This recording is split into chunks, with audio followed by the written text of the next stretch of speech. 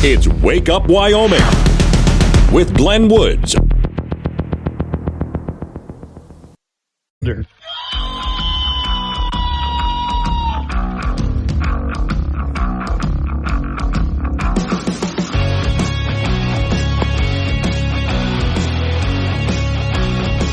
The time. It's Wake Up Wyoming. It's a Friday, and I'm glad you made it. Hey, everybody, my name is Glenn Woods. Thanks for joining me as I do every single Friday. It's open phones all the way. I give you open phones every day of the week, but on Friday, it's the entire program. That's a chance for you to vent, get it out of your system before the weekend so you're tolerable to be around.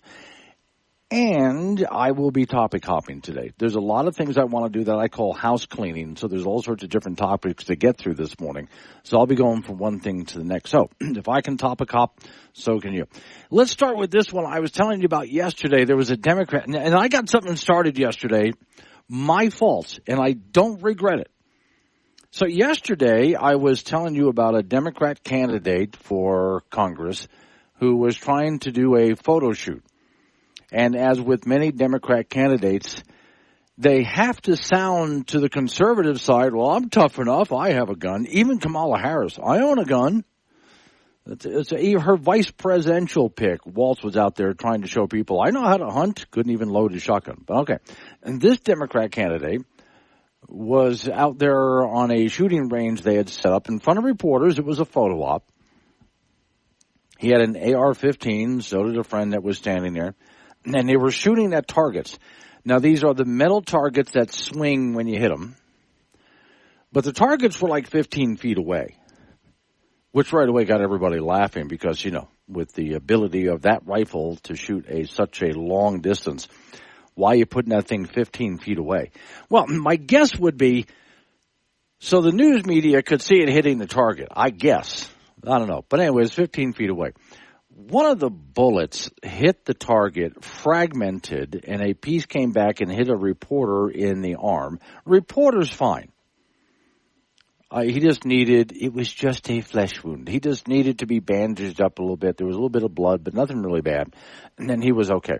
So what I did yesterday was I pointed out that this candidate was a member of the Air Force at one point. And I said, no wonder he can't shoot.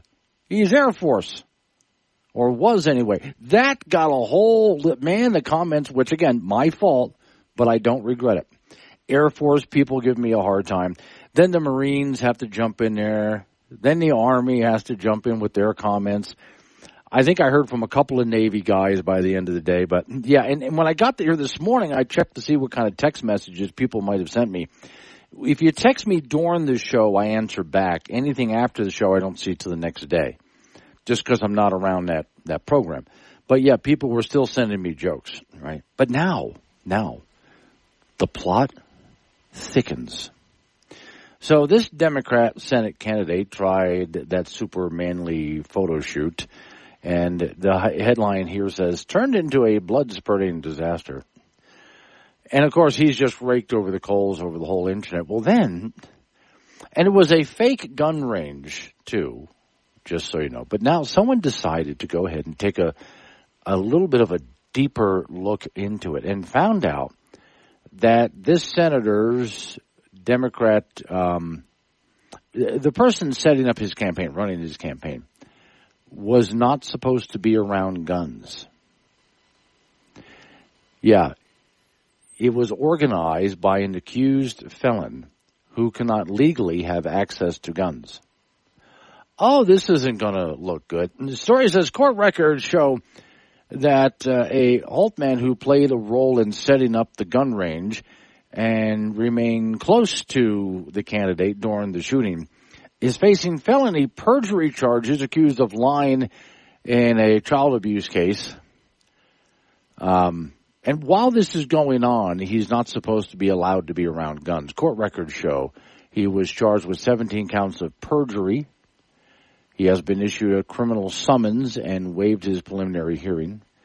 His ex-wife, in a court filing earlier this month, gave alleged man owns or has access to guns as a violation of the conditions of the case that he's under right now. So, okay, we can get more into this, but you get the idea.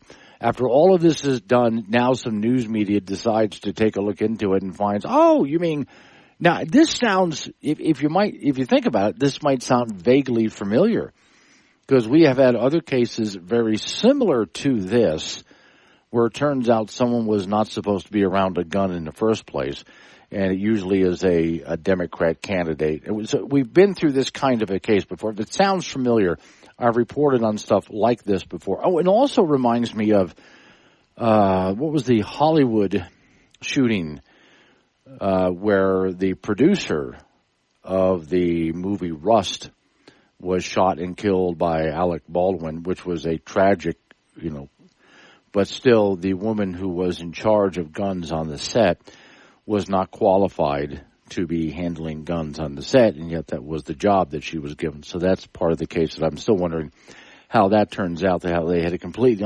unqualified woman there. So a guy that was not qualified to set up the fake shooting range, and because of a court order is not allowed to be around guns, set up a shooting range that only had 15 feet between the barrel of the gun and the target, and it's, again, one of those metal swinging targets. So to me, it's not a surprise that a piece comes flying back and hits a reporter in the arm. Lucky for the reporter, it was only just in the arm, and again, just a flesh wound. Not that big of a deal. He'll be just fine. Wouldn't it have been completely and totally ironic if that little piece of that bullet had swung by the reporter's ear and nicked it? Oh, man, we would have been having a lot more fun with this. Now, it's not a surprise to me that I see this story because I go to various news sites that are outside of the mainstream. Most of your mainstream news organizations are not even touching the story. You have to kind of go different places, and I can show you where. But, yeah, there's all sorts of different news sources I go to, which reports things that most news organizations just skip, or if they do report on it, they bury it. So as I went looking around, I spent a lot of time looking at news this morning. I mean, every morning I do. But I spent a lot of time looking at news this morning because other than we're coming up on Election Day, there's really not a whole lot happening in America right now that's new. We have the same old problems that haven't been fixed by the Biden-Harris administration, but nothing really new was out there. So I was looking for something kind of different, and that's one of the reasons I came across this story here. But when I went to see, are any other news outlets that we would consider mainstream reporting on this story or digging in to do this kind of investigation? And the answer is no. So while this senator will feel the heat in his local community from his local news, the rest of the country probably has not even heard about this story. I mean, not even heard. So, all right, I'll just wait and see what happens next with it, if anything at all. Now, on that note, one of the things I wanted to get up on next, I came across a CNN headline. Again, I don't really follow a lot of these people. I just sort of monitor them. But a CNN headline, as we get close to Election Day, about a possible wave of misinformation. And then as I read that, I started to look at the stories surrounding that CNN headline on their front page.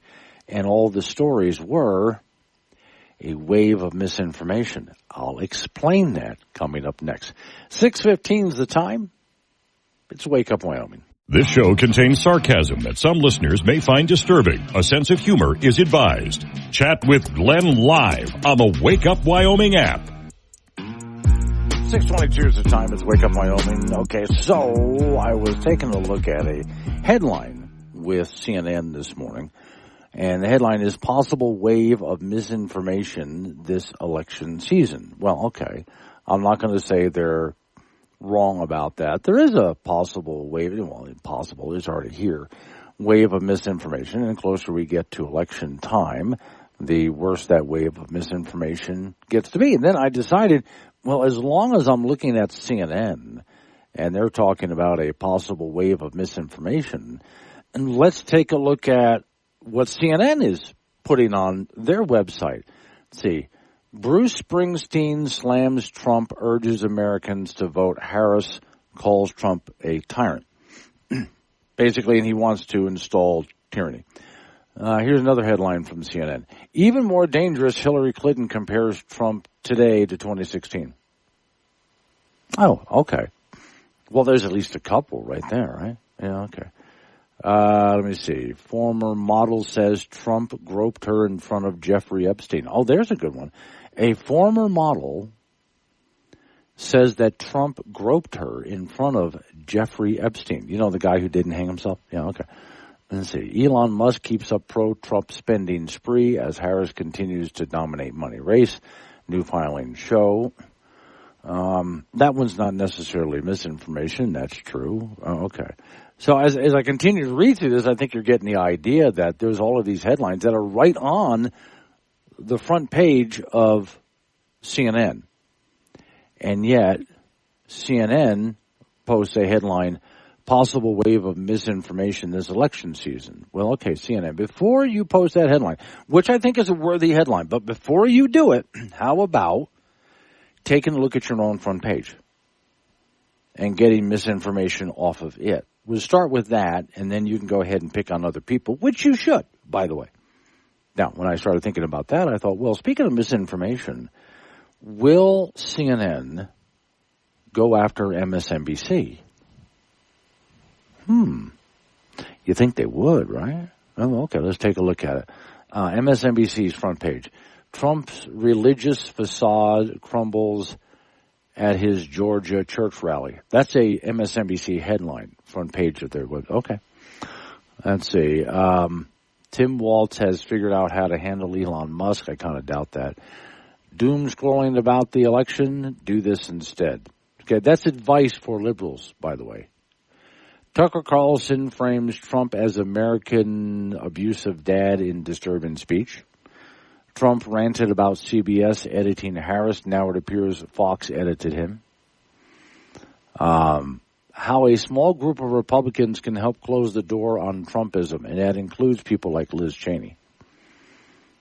The Supreme Court failed to uphold the Constitution by allowing Trump on our ballots. Wow, that is an MSNBC headline. And it's under there's a bigger headline, protecting the election. Supreme Court failed to uphold the Constitution by allowing Trump on our ballots. Okay, you get the idea here. I can keep on going with this. Kamala Harris got an endorsement from key group of rural voters. Maybe a lot of her endorsements have turned out to be faked. And I wonder why MSNBC is allowed to continue doing this for all those people who want to get rid of misinformation or disinformation, however they're going to call it. I'm with you on that. Absolutely. By the way, I can do the same exact thing if I decided to pour through National Public Radio, the New York Times, pick a publication, and let's see, the closer we get to election time, the more outrageous these claims get to be. And yet, the very people who are purveyors of misinformation or disinformation are the very people who are putting out these outrageous headlines. So, if you want to get rid of it, and I'm with you, I think we should, how about you start with yourself? And then go look at the other people who are usually in your circle that are in agreement with you and turn to them and say, you need to clean up your houses too. Because if we're going to point to misinformation, disinformation, then we can't be the purveyors of it. Then, while we're at it, I know you want to go after conservative news media, and you should, but let's also turn to the government and clean up that misinformation and disinformation. They should also look at their own political candidates like Harris and other Democrats who are purveyors of the same. Every time they call Trump a Nazi and compare him to Hitler, that should be classified as misinformation or disinformation. You don't like the guy, that's fine. That's absolutely fine.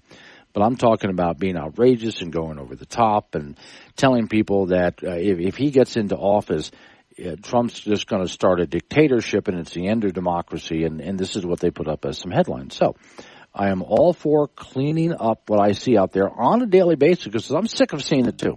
I really am. And yet the people who claim to have a corner on honesty and point the finger at everybody else, those are the ones who are the worst. Which is why I think of the same thing when I take a look at, well, let's take a look at what Joe Biden has said, and even Obama has said, to name a couple, about lies and about cleaning up the process online. So when you're reading online coming close to an election day or any other time on any topic, that you're not getting misinformation. Well, again, most of that misinformation is coming from your own government. So let's start cleaning house there. Morning, Bunny.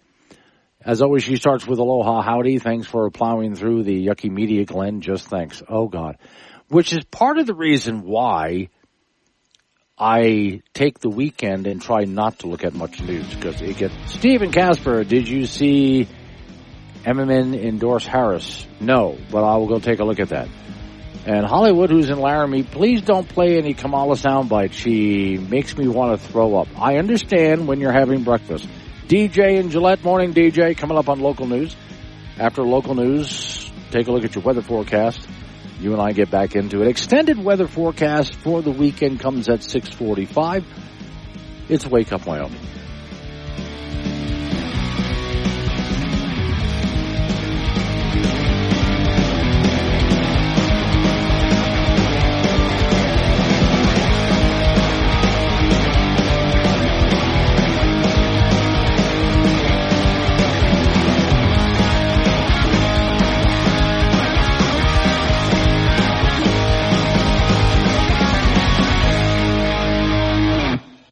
This program is intended for immature audiences only. Wake Up Wyoming with Glenn Woods. Weekdays at 6 on air, on Alexa, and 24/7 on the Wake Up Wyoming app. 6:36 the time. It's Wake Up Wyoming. Okay, I had a local Wyoming topic all queued up, ready to go here. But I'm getting some comments from you guys on what I was just talking about. Mike Myers is in Boone. Morning, Mike. And Hollywood in Laramie said I gave Tom Cruise a run for his money. I doubt that. But morning, Hollywood. How you doing? And seeing Dave is over there in Torrington. Happy Friday, Glenn. Here's one thing about misinformation.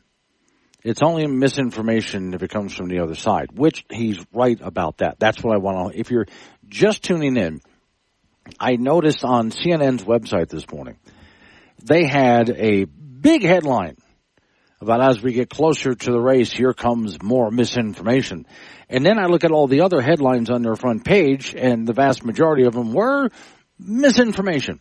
And I look at the MSNBC website, and that's just complete garbage there. So, yeah, you're right. It's only misinformation if the other guy is saying it. But you guys, no, you're okay. Very typical.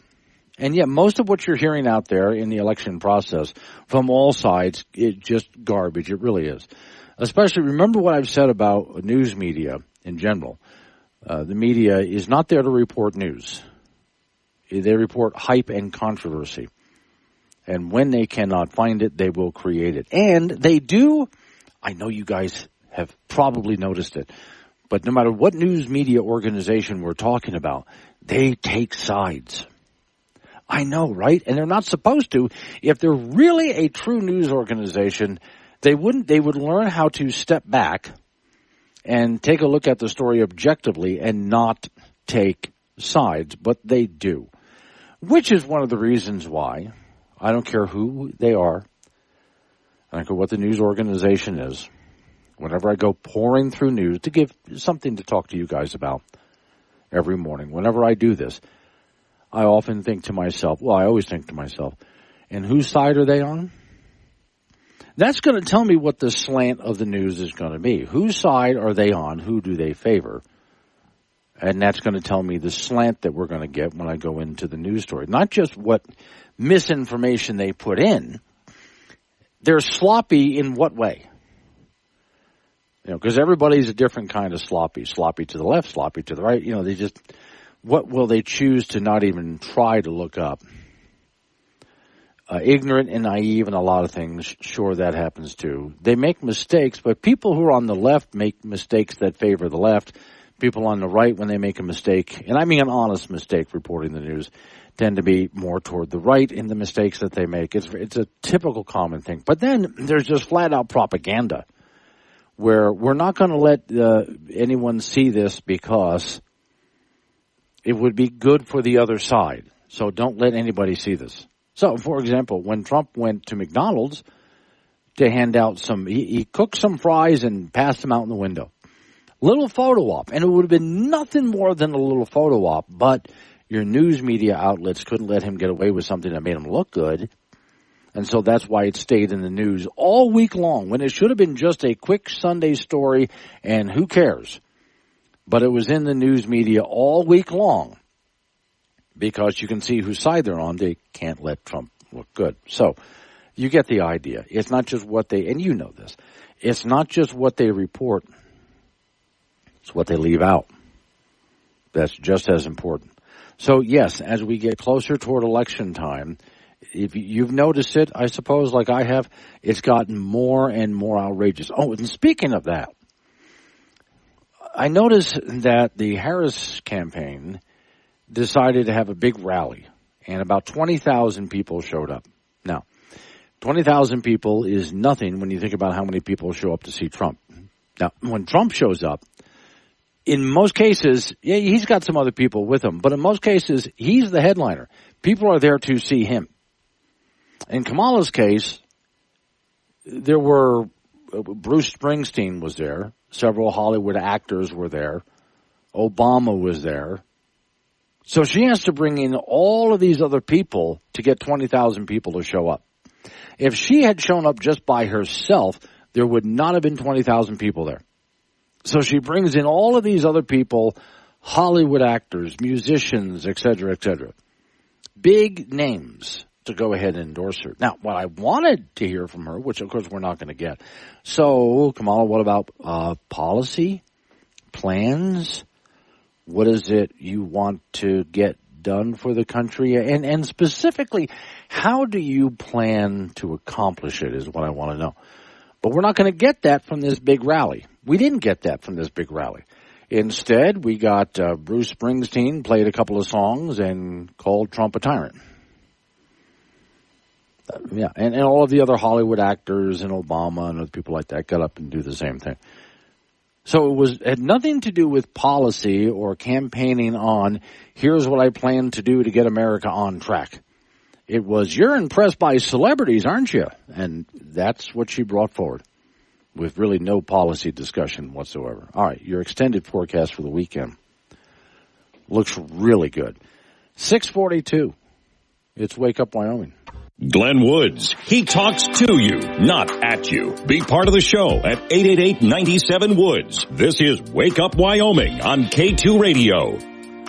6:48 is the time. It's Wake Up Wyoming. That means Frank Gambino is sitting there across from Mary, ready to go. Okay, Frank, I decided just to get the gross news story out of the way first and then give you other more pleasant stuff the rest of the day. All right, well, we'll start with the bad news and then move to the good news, okay. Yes. A Greek man, so a man from Greece, found guilty of sneaking into his neighbors' homes to sniff their shoes. Okay. Yeah. 28 years old. I don't know if it makes a difference, northern Greece. No. Yeah, and I think the shoe owners should be throwing their shoes at him. Yes. Have you seen that? That's like a Middle Eastern European thing. Yes, that would be. If they're mad at you, they throw shoes at you. I don't know. That just might get him more excited. I don't know if that's a good plan. So they call the police in Greece. Yes, and that's why he was. Now he's. Let's see. He has been convicted and handed a 1-month prison sentence. I don't know. There's a lot of shoes in prison. There's probably none in Greece. Yes, I would put him in solitary confinement without shoes. Where do you find this stuff? Well, Frank, I spend time digging for stories like this just for you. Really? Yes, I do. I think, what can I give Frank first thing in the morning that's really Frank wonder the hell is going on with the world? I find stories like that. Okay, let me give you something. Okay. At the store, 155 pieces of candy is $19.42. Wow. And which store are you going to? Well, I think it was at Sam's Club or Walmart. I have noticed the price of candy has gone way up. Bags were that used to be $5 or $9. And you laugh at me when I buy my candy after Halloween and after Christmas after Valentine's Day. Is it 50% off? I think Have you noticed those candies have also gotten smaller? Indeed. Go to the bowl. What's left of the bowl because I put 3 bags of candy in that bowl yesterday. Yeah, that cost you $22. Yes. And that's why I say that's the end of the candy until Halloween. You guys are going to have to stretch it out. Now, you notice all of those little candies in there are a lot smaller than they were a couple of years ago, aren't they? Everything is. I mean, it's a crying shame that they're ripping candy lovers off. And then they have the nerve on those tiny candies to write fun size. That's not fun, Frank. No, it's not. Go with sports. All right, this is the last week of the regular season for high school football, today, tonight, and tomorrow.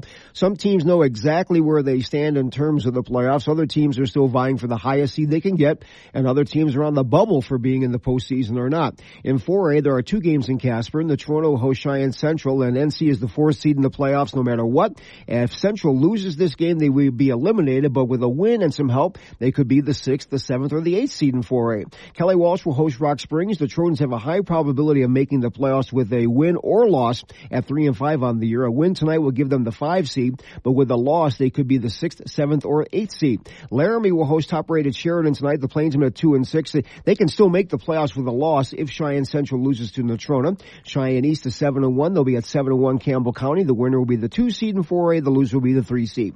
In 2A, Burns is in the playoffs. The Bronx will be at Moorcroft tonight, and they're looking for a number 3 or 4 seed. In 1A, 9-man, Pine Bluffs with a big home game tonight against Southeast. Pine will be the number 2 seed from the East with a win and the number 3 seed with a loss. In 1A 6-man, Midwest will host Burlington this afternoon. The Oilers could be a 3 seed from the North or a 4 seed or be eliminated with a loss and a Riverside and KC win. KC plays 10 sleep tomorrow, and the Bucks with a win could be the 3rd seed plus a Burlington and Riverside win, or they could be the 4th seed with a win and a Midwest win and a Riverside win. And the Bucks would be eliminated with a loss. Check all the scores all day night, all day today, all day tomorrow, just all day on WyoPreps.com. College football, the Wyoming Cowboys will play Utah State tomorrow in Laramie in a game between 2 teams that are 1-6. So it's the Who Cares Bowl.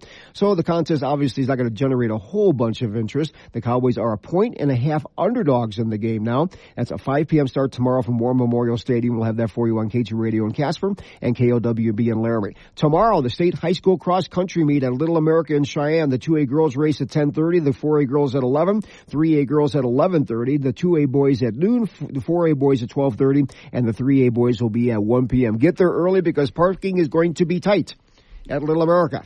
Okay. Now, so we've heard, 1.5 points down, you said? Yes. That was okay. But what does the Gambino say?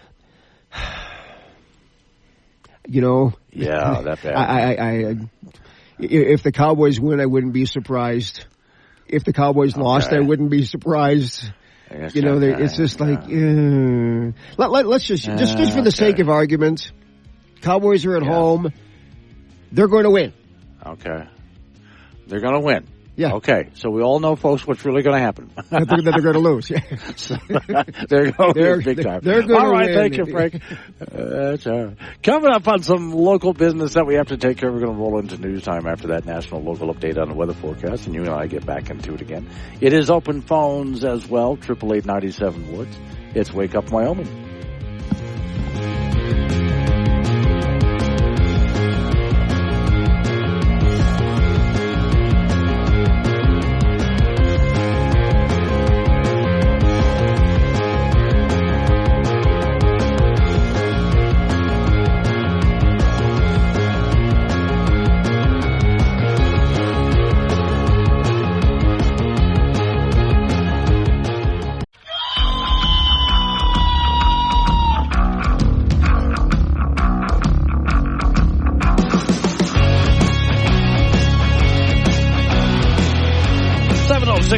It's Wake Up Wyoming. It is a Friday, and I'm glad you made it. My name is Glenn Wood. Thanks for joining me. So, while I'm doing stuff this morning, a lot of house cleaning, as I call it, to get through different topics that we should talk about before the week ends, I'm also in open phone. So at any time, you can just change the subject and interrupt me. That's fine. Matthew is in Cheyenne. Hello, Matthew. Oh, hey, Glenn. You're in Cheyenne. How's the weather? Very good. It's nice. I'm in Cheyenne right now at the studios of KJB right in downtown here, and it is clear skies. and it's cool out there, and there's almost, this is going to be weird. I know you're not going to believe me because it's Wyoming. There's no wind. Nice. Very nice. Yeah. All right, so what you got? To touch on something. Okay, go ahead. Yeah, whenever you use the term media outlet, could you just replace it with activist? Sure, I could do that, yeah. Well, see, there's several things I've been trying to figure out for quite a while. News media, but they're not news anymore. I've been trying to figure out, and then the legacy media, I could call them NAT, because CBS, NBC, CNN, USA Today, like that, they've been around for such a long time. But I don't want to give them any credibility anymore, considering what they're doing. So what do you think I could, propaganda outlet? Propaganda outlets. Yeah. Propaganda outlets. That's propaganda outlets. Yeah. And another thing I wanted to touch on was executive orders. Yeah. Is it true that Trump said he would appoint a group of businessmen to tear into the government and look at spending and see where they could cut corners? Is that a thing? I have not heard anything like that. I would like him to appoint some people to go through government and just streamline the hell out of it, but I don't know if he ever did or did not say that. All right. Back in 1984, Reagan did that with Executive Order 12369, and I think it was called the J. Peter Grace Foundation or something along those lines.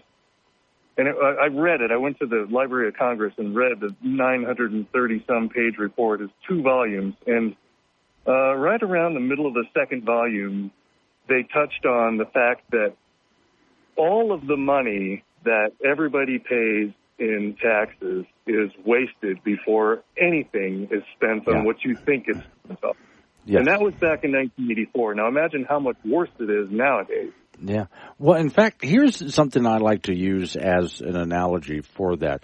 So let's say there's some homeless people that we would all like to take care of in our community. Okay, well, if I gave $100 to a local charity, which I did one time, there's a local ministry just up the road from here, a church ministry, and I was looking at a giant warehouse they had full of food to go to local families. And I turned to the minister in charge of it, and I handed him a $100 bill out of my own pocket. That was my own free will to do that, by the way. And he took it, and $100 went toward feeding families. And I guarantee you, a church organization can get food a lot cheaper than you and I could. But when government comes along to do the same thing, they take that $100 without asking. It's taken. Then it's got to go through the bureaucracy, which means some of the money is taken out of that, to go to Washington, D.C., where a bunch of bureaucrats shuffle that money through the system, and all those bureaucrats have to get paid. So more of that money is gone. Then the money works its way back to the local level, where local bureaucracies at your state and city level also have to get their hands on that money to shuffle it around. By the time it gets to helping homeless people in your community, it's literally a handful of quarters, and that's about all that's left by the time they're done with it. That's not really efficient. That's why I don't like government trying to help people. That is, I agree with that. All right. I'd also like to point out to people how much of a geek and a dork you are. You went and looked up the congressional record and found 2 volumes worth thousands of pages, and you sat down and read them all. Well, I want to be informed. I want to be an informed voter. That is what's going on. Certainly informed. I applaud you for that, but I'm also going to suggest you get out of the house more often. Yes, sir. All right, have a good day. Thanks for calling in. I appreciate it. All right, 888-97 was the phone number, 888-97-WOODS. No, I like that Matthew did that, because he just told us a bunch of stuff that you and I didn't know. And I really appreciate that he does that. And yet, how many people do stuff like that? Yeah, I'm going to go look up the congressional record from back in the 80s when Ronald Reagan was president and pour through 2 volumes of, oh my God. But take a look at what he found, though, in that. Because it's very typical of what happens in government and why I don't want government fixing our problems, federal level especially, but also on your city, county, and state level. What you have is a lot of bureaucracy They say they're going to fix a problem, and as he said, most of the money is wasted in the bureaucracy before it ever gets to the problem. And that's assuming that they even have a good solution. I've often wondered why, when government points to what they see as a problem and they want to fix it, I thought, why does it cost $1 billion to fix that? That shouldn't cost $1 billion.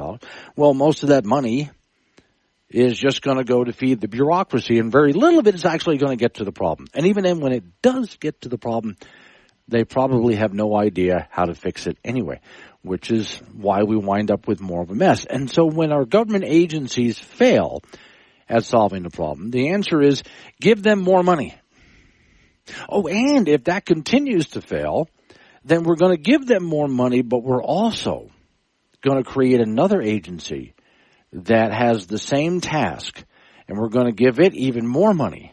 So now we have two agencies not getting anything done.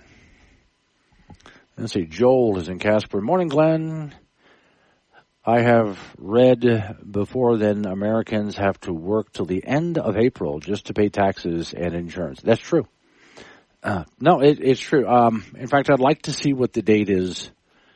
I should look that up to see what the date is right now. Beginning 1st of the year, January 1st, until what date is the typical American paying taxes before they finally get to start keeping the money that they've rightfully earned?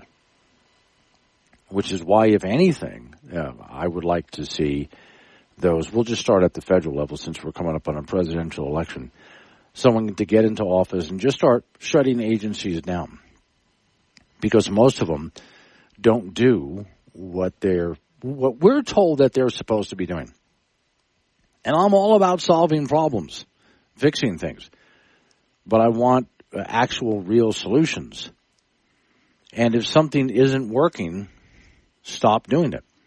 When I wrote my book, The Uncomplicated Life, I was talking about personal issues, not issues of government. I was just speaking about us personally. And one of the things I put in my book, Einstein's definition of insanity, which is doing the same thing over and over again and expecting a different result.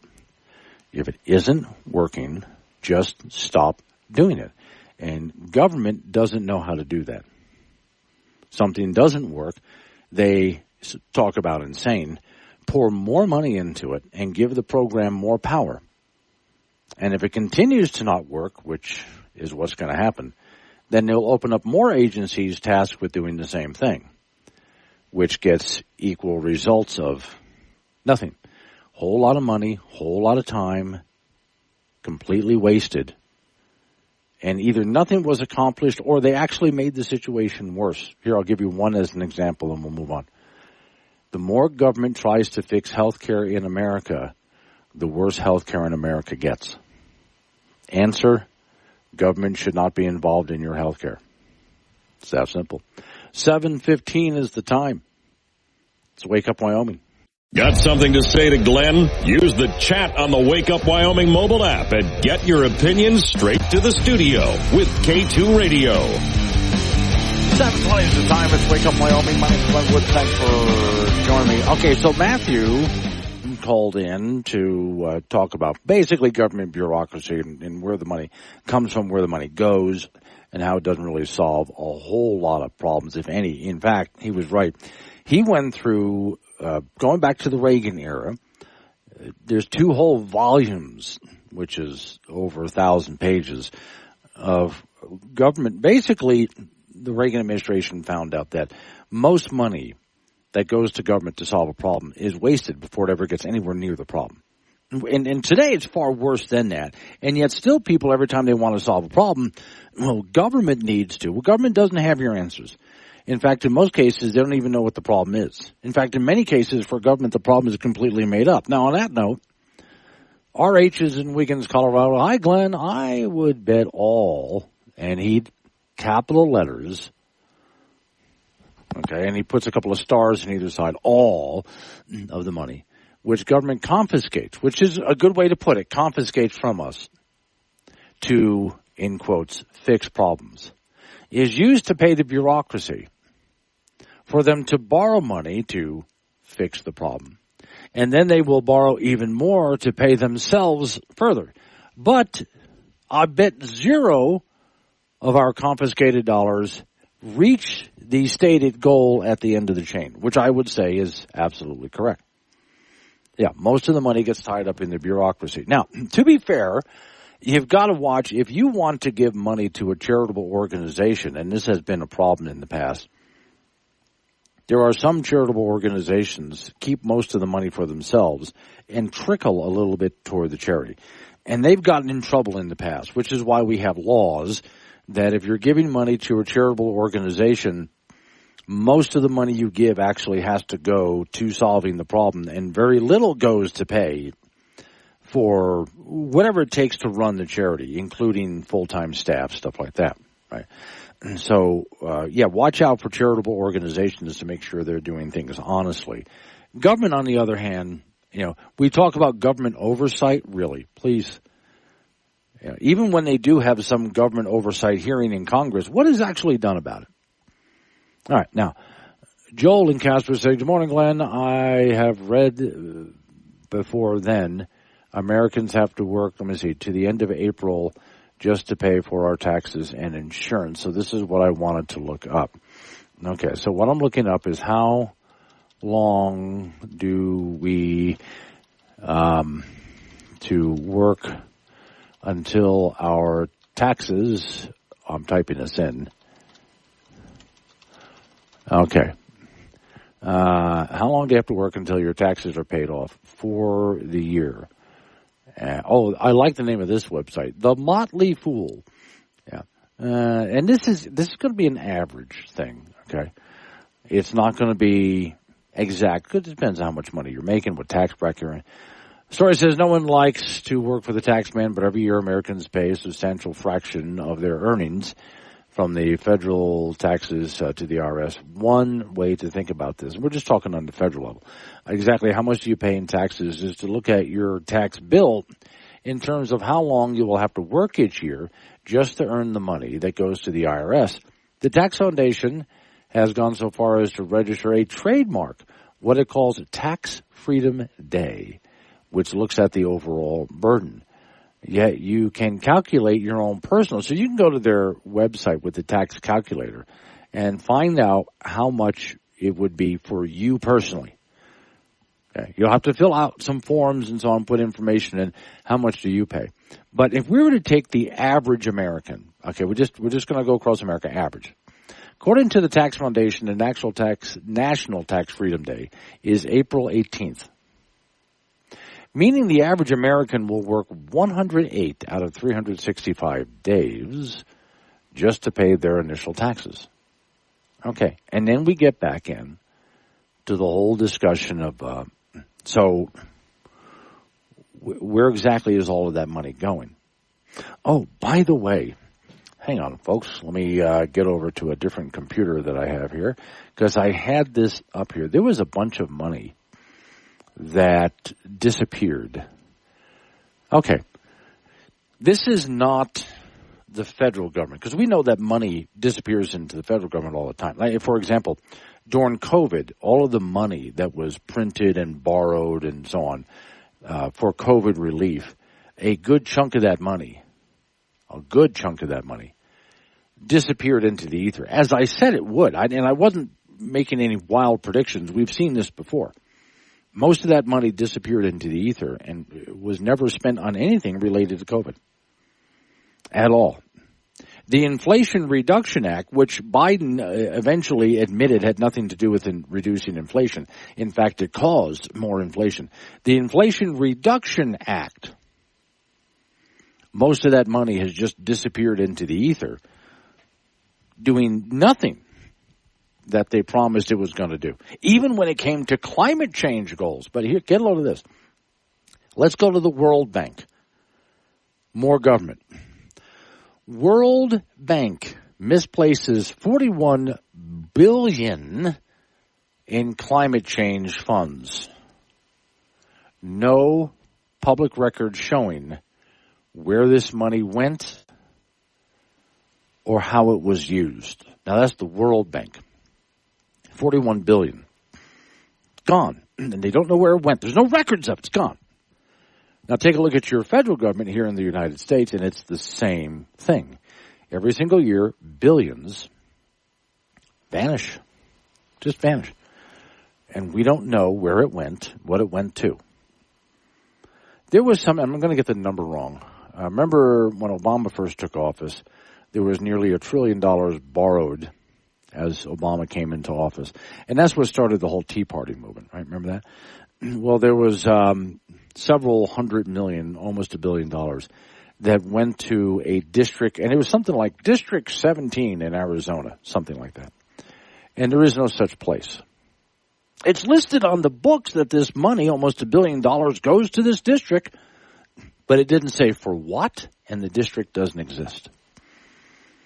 So whose pockets does that line? Where's the investigation? Who's going to jail?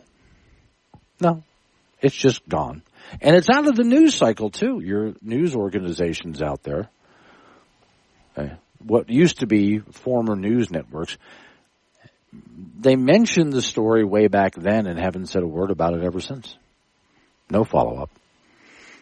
So the American people have forgotten about it until I just mentioned it now. It's completely off the radar screen. And this is very typical of what happens in government.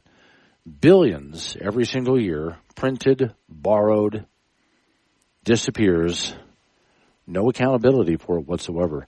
And yet if you dare suggest government spend less, listen to the meltdown. Watch the meltdown as you dare suggest that we stop doing this. All right, coming up on 7:30, local news is coming your way. After a local news update on the weather forecast, then you and I get back into it again. One story I will get to at some point this morning, I swear I will, has to do with your local governments here in Wyoming wanting to have their own power generation within the city, run by the city. I'll explain. Let's Wake Up Wyoming.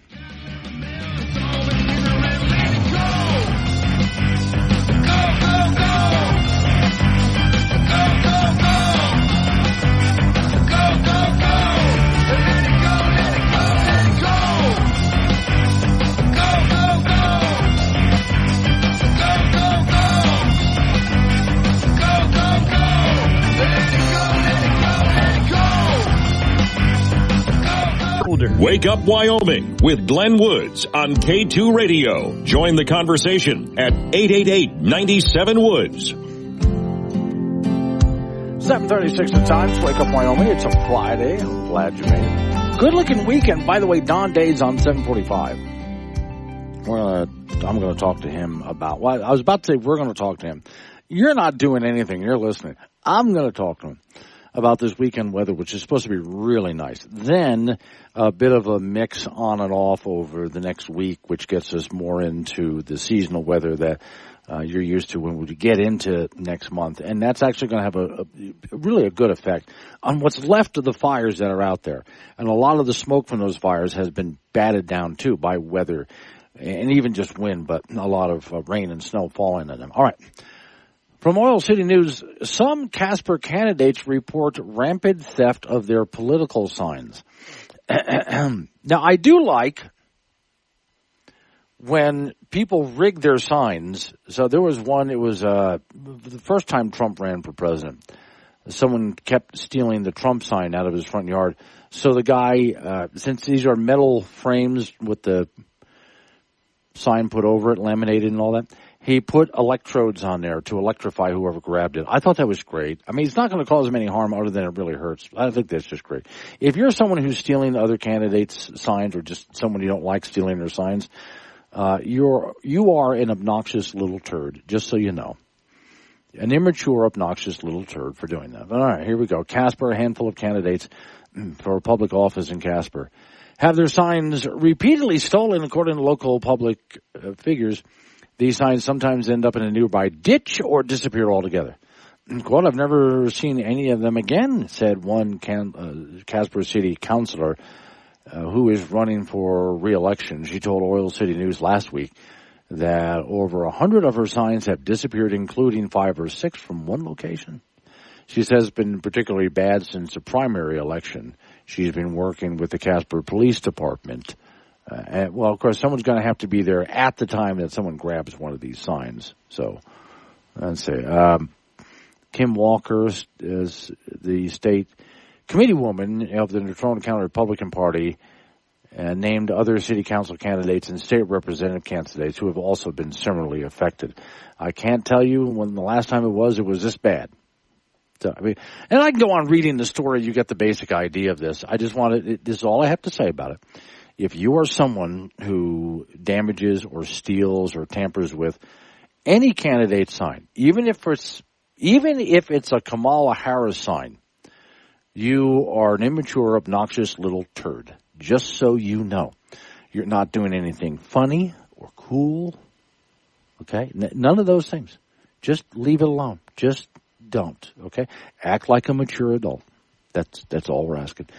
Joel is speaking of Casper. And now Joel is putting a lot of N's in the bank. See, and normally when I say to somebody, put another N in there if you would, please. Some people spell my name when they text me Glen.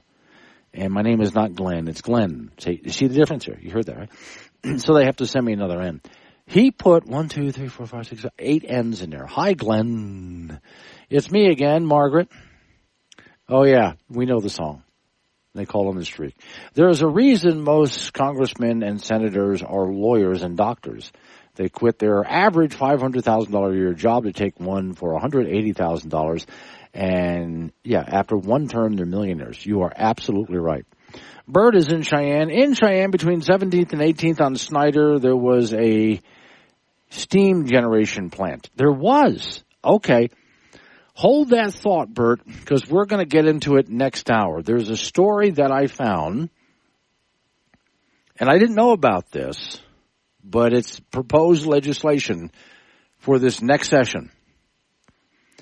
What they're going to attempt to do is just make it available for municipalities in Wyoming if they want to produce their own electricity as a source of income to the town, which would bring in money for the town. And what exactly would that look like? So Bert is saying between 17th and 18th on Snyder, there was a steam generation plant. Mike from Leeds, South Dakota, oversight by Congress, so the reps get their cut. I believe that. Kevin from Wheatland, Tax Freedom Day is what you're looking for. Yes, I just looked that up. Thank you. That shows that on average, the average American works about 108 days before which is money going to your government, before they finally get to keep money for themselves. Average, you'd have to find out what yours is personally, and the Tax Freedom Foundation has an algorithm to help you do that. All right, coming up on 7:42, so we're going to get a hold of Don Day. And Don Day has this beautiful forecast coming your way for the weekend. And then as we get out of the weekend I'm not going to say it's crappy next week, but things start to change up. And some of the changes is weather that we absolutely need, including some of the wet that comes with it. So Don Day in just a couple of minutes from now. It's 7:42, and it's Wake Up Wyoming. He's not a politician, but his pants are on fire. Could someone grab an extinguisher? Wake Up Wyoming with Glenn Woods. 7:45 is the time. Wake Up Wyoming. Off we go to talk to Don Day weather. Okay, Don, you're ahead of yourself. I mean, it's only 7:45 on a Friday morning, and already the weather out there is just gorgeous. Yeah, we got clear skies out there. It was a cool, crisp, frosty night for a lot of folks out there. And you even saw some temperatures this morning in the teens out in the far western valleys. But when you have a cold night like that this time of year, that means skies were clear, winds were light. And that's what we're going to have. Clear skies this weekend. We'll have a bit of wind, but boy, it's going to be nice. And by the way, I wanted to thank you for the gas mileage that I got on the way down from Casper to Cheyenne, because the winds were gusting up to 40 miles an hour, pretty much on my hind end the whole way. So when I got here, I looked at my gas gauge and went, well, did I save a lot? So I hope to save a lot going back. Also, where's the smoke? It's nice. Yeah, don't jinx it. Yeah, don't really. So we get into next week, though. I know this weekend's supposed to be just gorgeous weather, but we get into next week. I know there's some change-ups, but nothing that I want to complain about. No. In fact, when we look at what's coming by Tuesday and Wednesday, you'll look back at this weekend saying, boy, I wish I would have gone out and done something this weekend because it really is one of those weekends to get outside, get some fresh air, get some of that yard work done because by Tuesday and Wednesday, many areas won't even get out of the 30s. I think the first accumulating snows of the season for parts of Wyoming on the plains is looking more and more likely. Okay. I don't know why you threw in yard work there. You almost ruined the whole thing, but just get out there and go do something with that. On that note, I know that we do have some wet weather coming in over the next few days, which ought to really help out those firefighters. Well, yeah. I mean, we did see some snow yesterday over the Elk Fire and the Pack Trail Fire, and they're going to get rain and snow out of these next couple of systems. So you put these all together, and then another front late next week, I would say that the odds of those getting 100% containment by the end of next week is looking very, very good. All right. Don, have a great weekend. If we go to talk to Frank Gambino, who's sitting there right across from Mary, who's probably, raided the candy bowl twice now? No, I have it now. So I took 2 of the M&Ms and 2 of the Hershey's. Right. Listen, get those eyeballs out of there. Okay. They're distracting my attention to what is important. They're not. I have to fish through the eyeballs I was looking to get to what I want. Yes. Get them out of there. I was looking for the eyeballs that were edible. You unwrap them and there's chocolate in there. I don't know where they are. No, those are just ping pong balls. I don't know. I can't find those anymore, but I really want to get a hold of those. Well, I would save them for next year. I'll do better next year. How about that, Frank? Okay, there you go. Do all of these. So there's a lady that I follow on. I told you I was going to give you happy stuff the rest of the morning, right? Yeah. There's a lady that I follow named Joanne, and she posts the funniest stuff. So today I read, I hired a handyman and gave him a list. When I got home, only 1, 3, and 5 were done. Turns out he only does odd jobs. Bada bing. Get it? Yeah. Okay. Yes. Okay. Then I didn't know that some Dollar General stores have gas stations. Did you know that? I didn't know that. Okay. Well, this says, got gas from Dollar General. Now my steering won't turn. I can believe that. I wanted to lose 10 pounds this year. I only have 13 to go. Yeah. And they should have thought about that 25 pounds ago. Yeah. Okay. If you've been following my posts for more than 6 months, you are now cousins on my Facebook side. I don't know what that means, Frank. Well, I don't know. It depends what state you live in. When people give me directions and say you can't miss it, buddy, you have absolutely no idea what I'm capable of. Something new every day, right? See, this is why I like following this woman, because this is really good stuff. I'd survive in the movie Scream because I don't ever answer the phone. If you've ever seen the movie Scream. Yeah. Where is she now, from? this one, I stole this from her. She's here in Wyoming. I posted this on my own Facebook page after I saw it on her page. I stole it. It says, I've expanded my skills. I can now forget what I'm doing while I'm actually doing it. That is a widespread phenomenon. So it's not just her. Yes. The older you get and the less hair you have, the more that's the case. Yes. Okay. And then finally, and this one, I've never thought about this before, but it's so true. If I was Snow White, you'd never be able to kill me with an apple. You would have to poison an eclair or something like that. Okay, at least she's honest.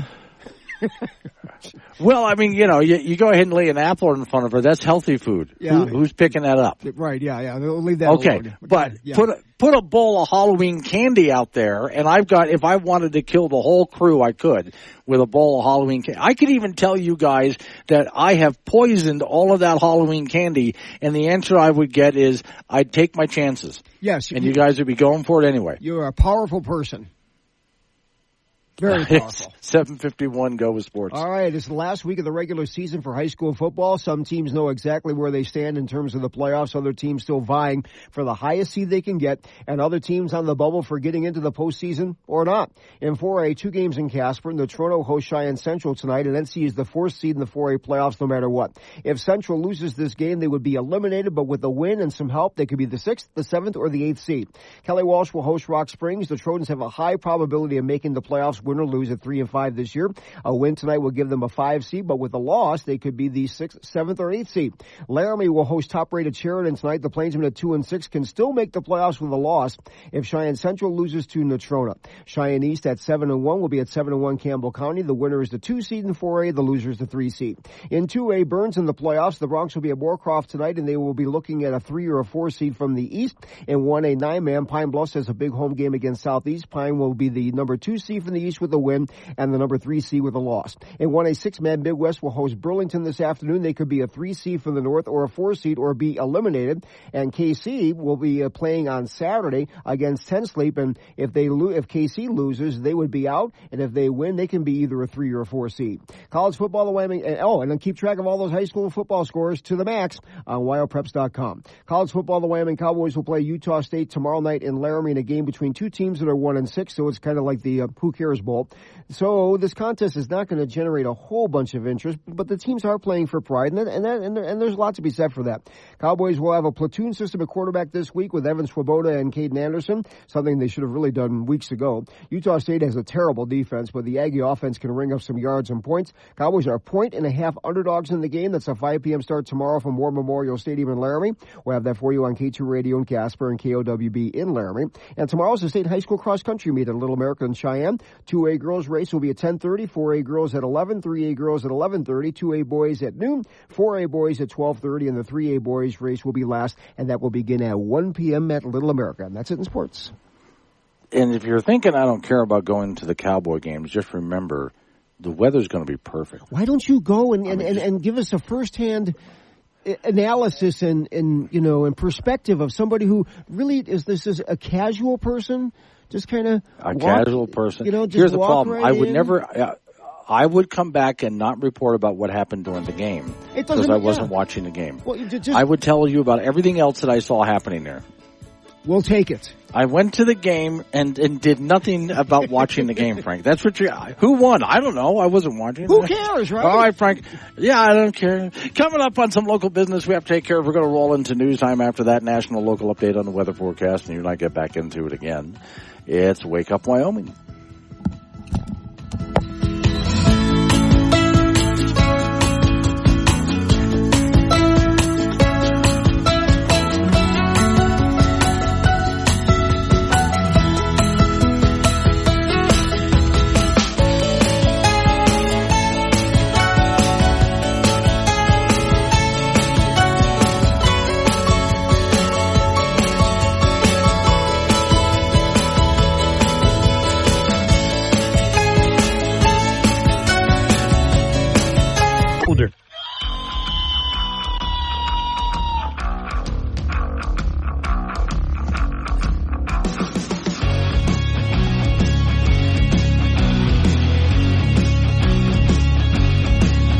Six the time. It's Wake Up Wyoming. It is a Friday, and I'm so glad that you made it. 888-97 with the phone number. That's 888-97-WOODS. Mary, give me a thumbs up or a thumbs down. Did Tony manage to call back in yet? In meantime, I hear some noise back there. Tony, is that you? Yes, that is me. Yes, you are back. Okay. So, Mary, this is just between you and I, Tony. Nobody's listening, okay? Okay. Mary let me know that you wanted to talk about what you were talking about the other day. And I had to admit to Mary that I completely forget what we were talking about yesterday. But don't let the audience know that, okay? Okay, you got it. Okay. So what were we talking about? Rocky Mountain Power, their new rate cases.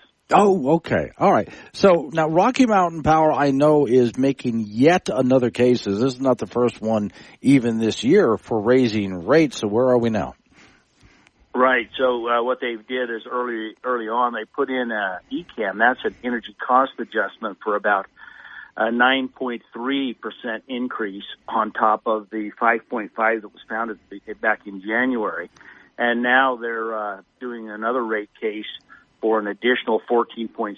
So they're looking at adding an additional 24% on what they've already added this year is what they're attempting to do. So they're trying to get back up to that 29-30% that they were pushing kind of late last year, and they're right back there pushing for similar cases again. Okay, now, their reasoning for this, because they can't just say, we just want more money. There's a reason for this, and I just want to make sure the general public understands what the reasoning is, because this can get kind of convoluted, confusing when it gets into the rumor mill. What is their reasoning?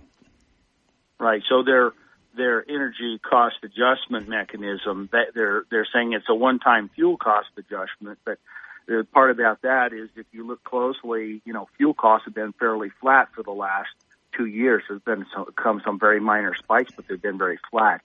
And then the new rate case now is a couple of different things. One is they're citing renewable energy investments. Okay, so this is the part that one of the things that bothers me the most about this. They're talking about an investment, so they're talking about transmission for connecting and some transmission projects out there. The question is, why is Wyoming paying for what might be considered a capital investment by the company? If this is a capital investment by the company for them to make more money, why are they putting that rate case on the shoulders of the Wyoming people? And my argument in addition to that is our rates should be for things that benefit us, not for new transmission that doesn't benefit us. And if it's a capital project for them to increase the volume of their electric power and sell it to somebody, why does all of a sudden that become something we have to pay for if it's their investment? So those are a couple of the real key issues. But if you don't mind, I do want to put out another very important issue here. Okay, and that's that they have also filed suit against the PSC and claiming basically their rules were unconstitutional. And so the real question is, should these cases be heard or should they be deferred? One could argue, I think, that if they're going to sue us, are they using that as a bully position? And if these rates are heard, I would probably say they probably should be deferred, or these rates could probably easily prejudice the legal case. So I'm an advocate of these cases being deferred until the legal case is resolved, since their claims are against the PSC's, the way the PSC followed the rules and procedures and statutes. So those are some of the key issues I think are very important in this discussion. Okay. Now, speaking of this discussion, when and where does the public get involved in this discussion? Because, we play a big role in this. Absolutely. And that's this coming Tuesday night, October 29th. And they're having PSC Public Services Commission is having a public hearing at the Thyra Thompson building here in Casper. That's the state building over by Natrona County High School at 444 West Collins Drive. And they're having that meeting from 5 to 7. And I really want to recommend to the public, please attend if you can. I'd love to have as many of you there as we possibly can to make sure that Public Services Commission, they've been very gracious and they've been fantastic to work with the folks and give people their voice. I would assume, though, that, of course, Casper can't be the only place there's got to be. You have to have meetings like this all over the state. And where do people go to look up that information?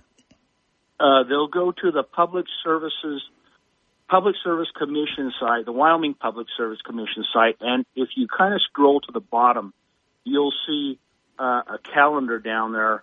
But the other thing I can do is I can put some information on my website as well. So we'll try to get that. I'll try to get that on my website as well and put some events out there and see what other meetings.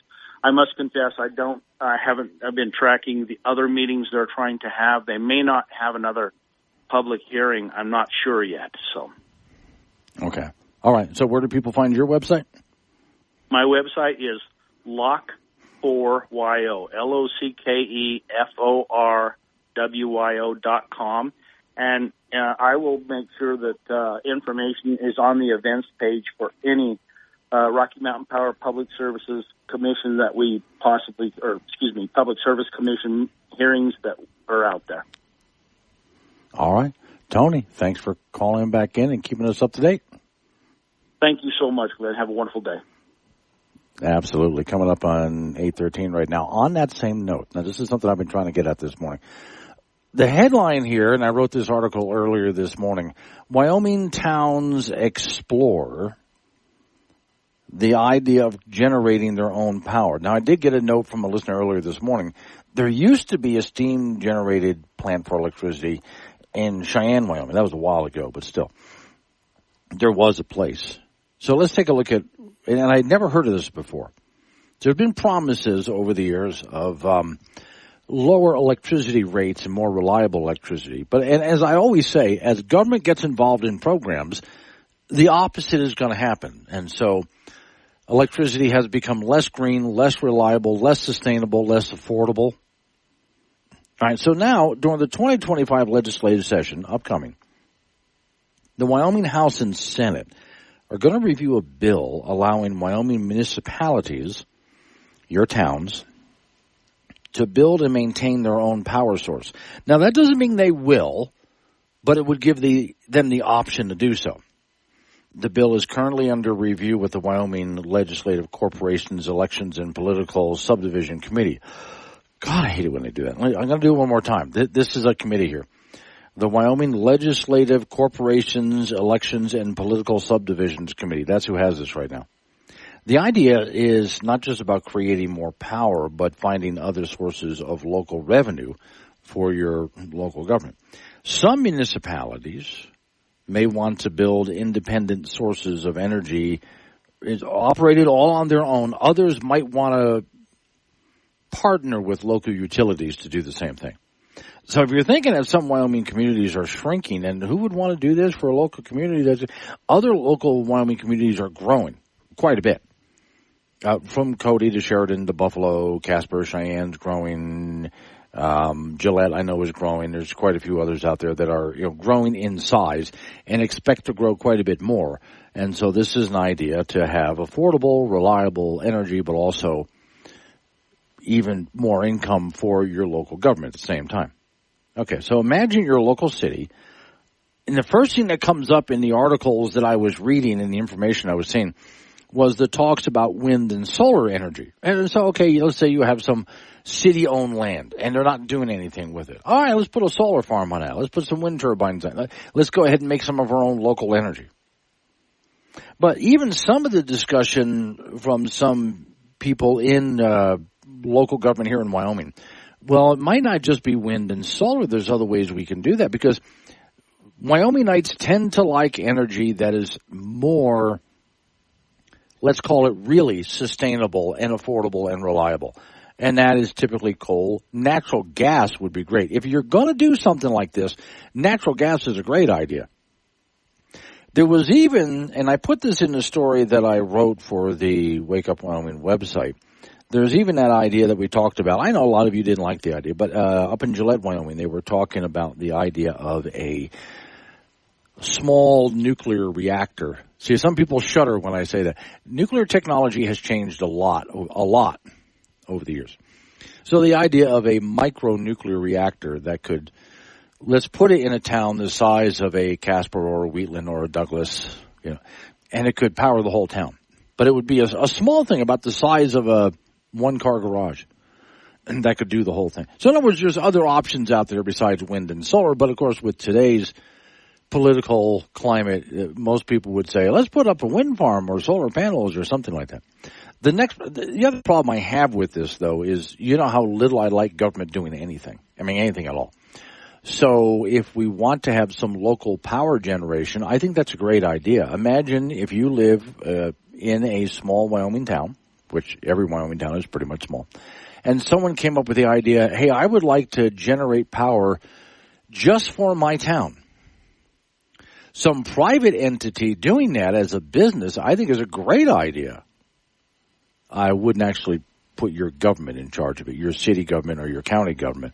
That to me, energy production is a private sector thing that government needs to be just completely stay out of, including things like health care and what automobile you drive. You get the idea. Coming up on 8:18.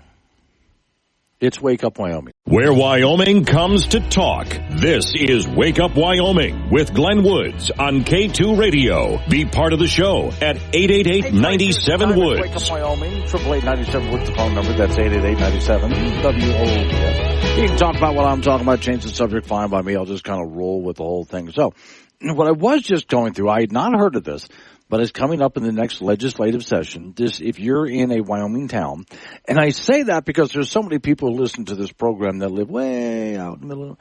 You're not in a town. You might say you're near a town, kinda-ish. It's where you go to get groceries. But for those who are actually in a town, imagine that your local community, your local town, decide, well, we can go ahead and generate our own power right here on site, which I'm not opposed to that idea other than for me, I would rather not have your local government do it because I think there's a definite role for government of any size, and staying out of business is one of the things they should do, not run a local golf course, not run a local ski resort, things like that. Your government should stay just doing things that government should do, like police, fire, fill the potholes, a few basic jobs like that. So if a private entity wanted to come in and make a local power operation for your community, that's fine. I think that's a great idea. Now, Jan, who's in Cheyenne, writes to me, she's texting me off the Wake Up Wyoming app. She says, I grew up in a town that had its own energy power plant. It seemed to work well, and there was quite a discussion on going to the grid, or taking it to the grid. I would not be opposed to this. And no, I'm not opposed to the idea. I just hate the idea. So your local government's going to run it. And then the next thing is so many local governments would right away say, let's put up solar panels. Let's put up wind turbines. Things that are heavily subsidized and operate at a loss and are not reliable and are not sustainable, et cetera, et cetera. You get the idea. Don't put up that. There are other alternatives, though, that you could do for local power. I think one of the best options, is natural gas. Because if your little local community had its own little natural gas power plant, especially if there was a problem with energy on the grid down the line somewhere and the local power plant was supplying local power. If they could do that a way that was affordable, too, more affordable than what we're getting right now. And this to me is especially attractive, as the American grid starts to suffer because of what we've been doing to ourselves, allowing the Obama administration, the Biden administration to do, which is to get us more and more on unreliable and unsustainable and unaffordable energy, which would be wind and solar. And not even green, like wind and solar. Well, we're going to need something that is reliable. And local is one of the best ways to do. Now, a friend of mine up in Gillette who also talked about something like this from a strategic point of view. If the country was ever attacked, right now, an enemy would just have to hit certain major key points, and most of our power would be out. But imagine if communities all over America were also able to produce their own local power. That makes it much more difficult. And it was the same thing, by the way, for creating energy like gasoline and diesel. If we have all over the country micro refineries, was his idea. Well, micro refineries would keep us going in the event of a war, because while an enemy right now could just hit a few strategic refineries and we've got major problems. You've seen what happens when a hurricane comes up through an area and just takes out one or two refineries, and the whole country is having energy problems all of a sudden. But instead, if we had micro refineries all over the place, it would be a lot less of a problem. And it should be able to reduce costs because the energy is being produced locally. Now, for those people still in favor of the idea of, oh gosh, electric cars, well, the way the grid is set up right now, it wouldn't take much to take down the grid, and You can still truck gasoline into a place, but with electricity, it's a little harder when you're talking about a very complicated grid that spreads across the country. So the more local places to generate energy, the better it is. Which is why it's also a good idea if you own a home for emergencies to have a generator. That's not a bad idea. And if you know an emergency is coming, if you can predict it, it's on the way, to have enough fuel for that generator is also a good idea. But let's get back to what the state of Wyoming will be looking at next legislative session. This doesn't mean it's going to happen, but should your local municipality, city, or I could even say county, have the right to look into creating local power to sell to the local community, or for that matter, just offset they sell it to you, but it helps pay for some local services that the city would provide for you is one of the reasons cities would want to do something like this. That's something that's going to be discussed in the next legislative session. We'll see if it makes its way through. And then it's just a matter of, does your local community actually want to do this, and what would that look like? Now, to me, I still go back to, I'm not opposed to the idea at all, other than I do think that generating electricity is something that should be done by the private sector, and the private sector should be as untouched by government hands as possible in how that electricity is generated. As long as they're doing it in a clean way, CO2 is not a pollutant, and as long as the pricing is fair to the public, they're not trying to rip us off. Other than that, let local companies produce local electricity and sell it to the community at a fair price if that's what you want to do. Coming up on 8:30, some local news is coming your way. After local news, update on your weather forecast. You and I get back into it. Nice long segment of open phones coming up. 888-97-WOODS is the phone number. That's 888-97-WOODS. It's Wake Up Wyoming.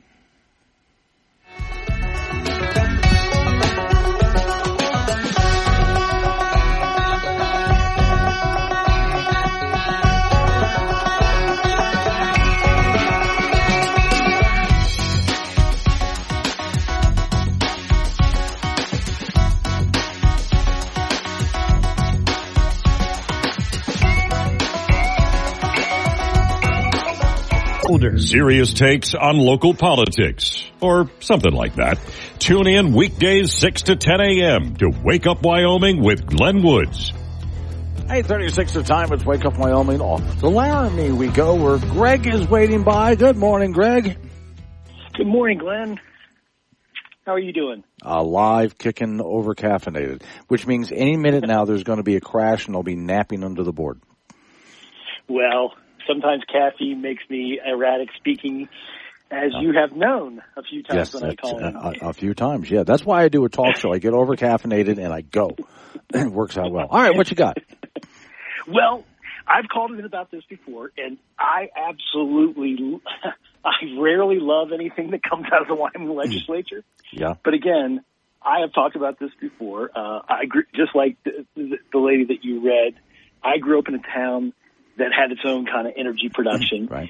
And Glenn, we don't have to really if we produce it locally and we don't go on the grid, that means we aren't subject to the federal oversight of our energy production. Exactly. And so that means, well, you say, I'll say that it would be better run as a community than letting the Oracle of Omaha own every part of our electrical production. Right. And that's been bad, I think, as we have seen, because, the fires in California, Paradise Fire was because we didn't invest, Warren didn't invest in keeping those 100-year-old wires from blowing down. So keeping it local in our community, I would rather own, as Charlie Scott says, the means of production, which is electrical, than own the roads. It is one of the best things, best ideas, and best ways to preserve your community and decide what's best for you. And if you look back at the dawn of electrical production and steam generation, again, that steam generation plant probably ran an underground pipe around the city, and it supplied steam to all different buildings owned by individuals, but on the steam line. And everybody saw value in it. So again, going back to that, sometimes the pendulum swings too far. Going back to that would be beneficial, in my opinion, and I think the legislature thinks so too. Well, and now let's see how this also looks, because I think it's how we generate the power. That's where I do want something that is actually affordable and reliable. And that's where I think for Wyoming, now it's going to depend on where you are as to how, if people want to do this.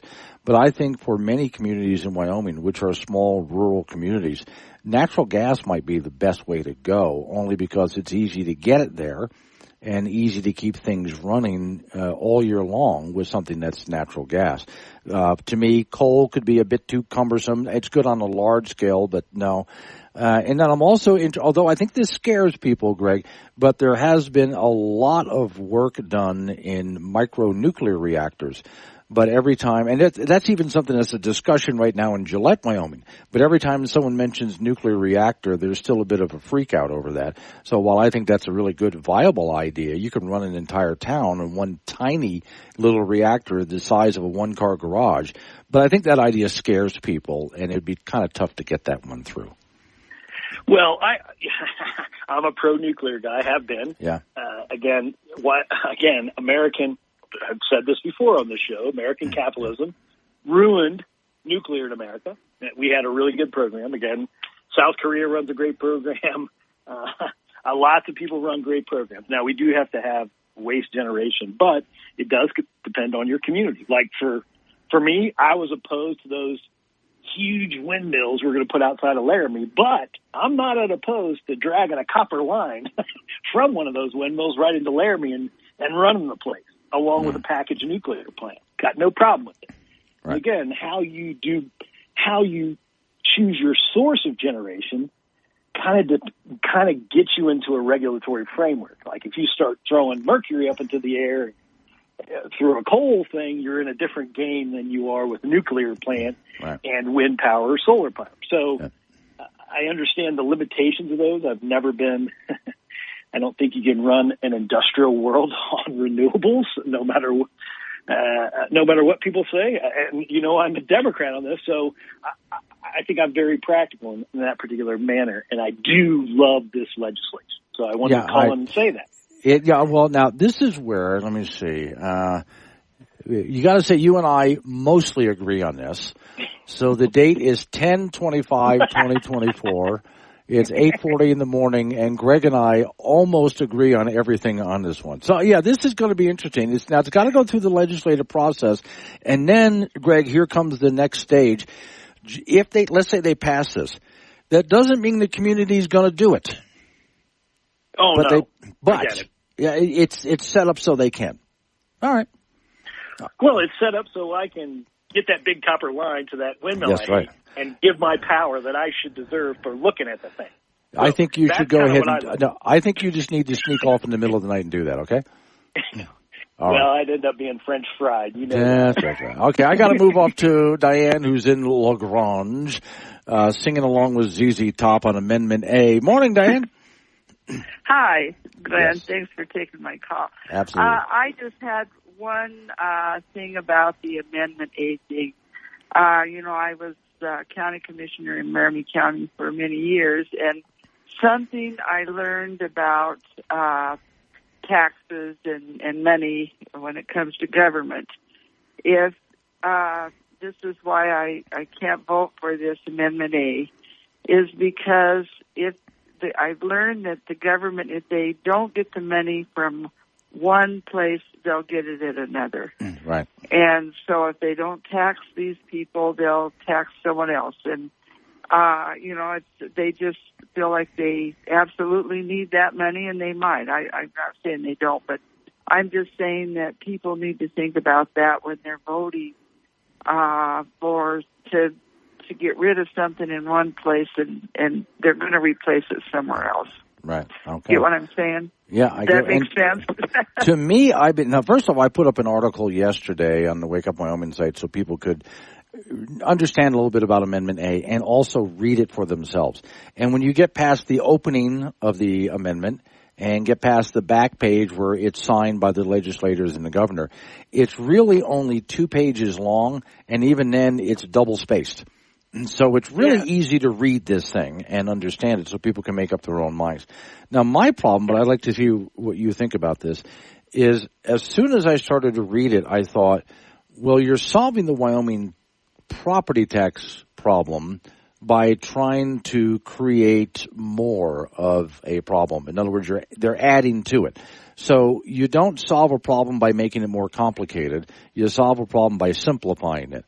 And to me, this is making property taxes in Wyoming more complicated than they already are, which is one of the reasons personally I'm opposed to it.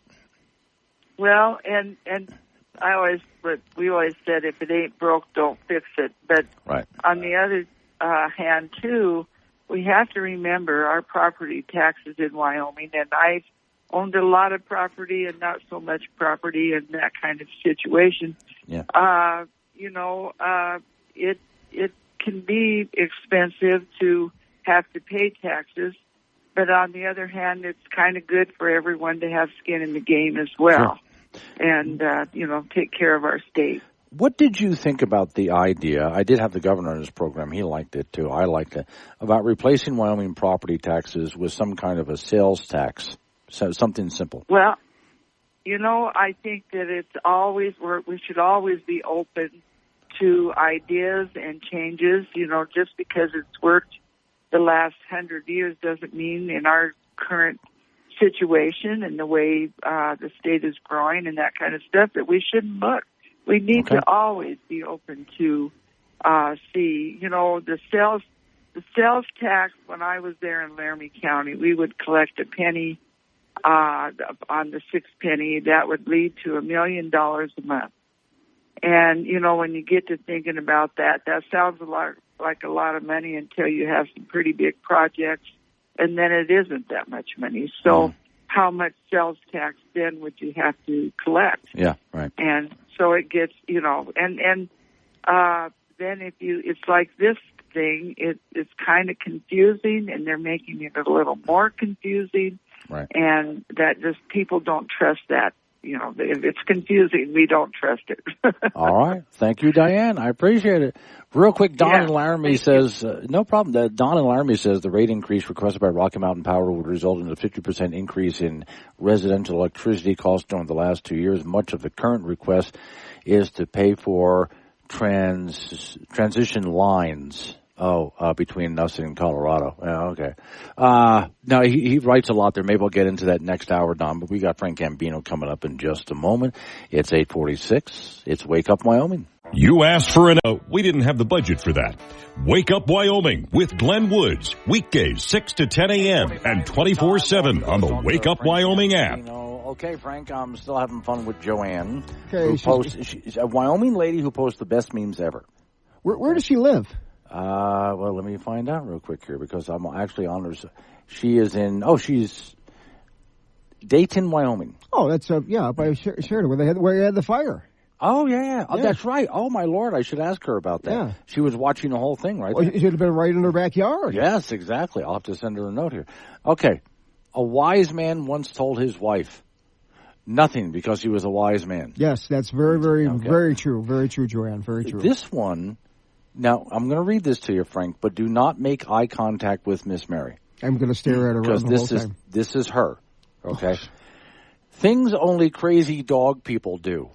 1, ask one dog where the other one is when you can't find them. Mary, is that true? She says maybe. Yeah, okay. I would say, yeah, absolutely. Where's your brother? Well, where's your brother over here? Do you know where he is?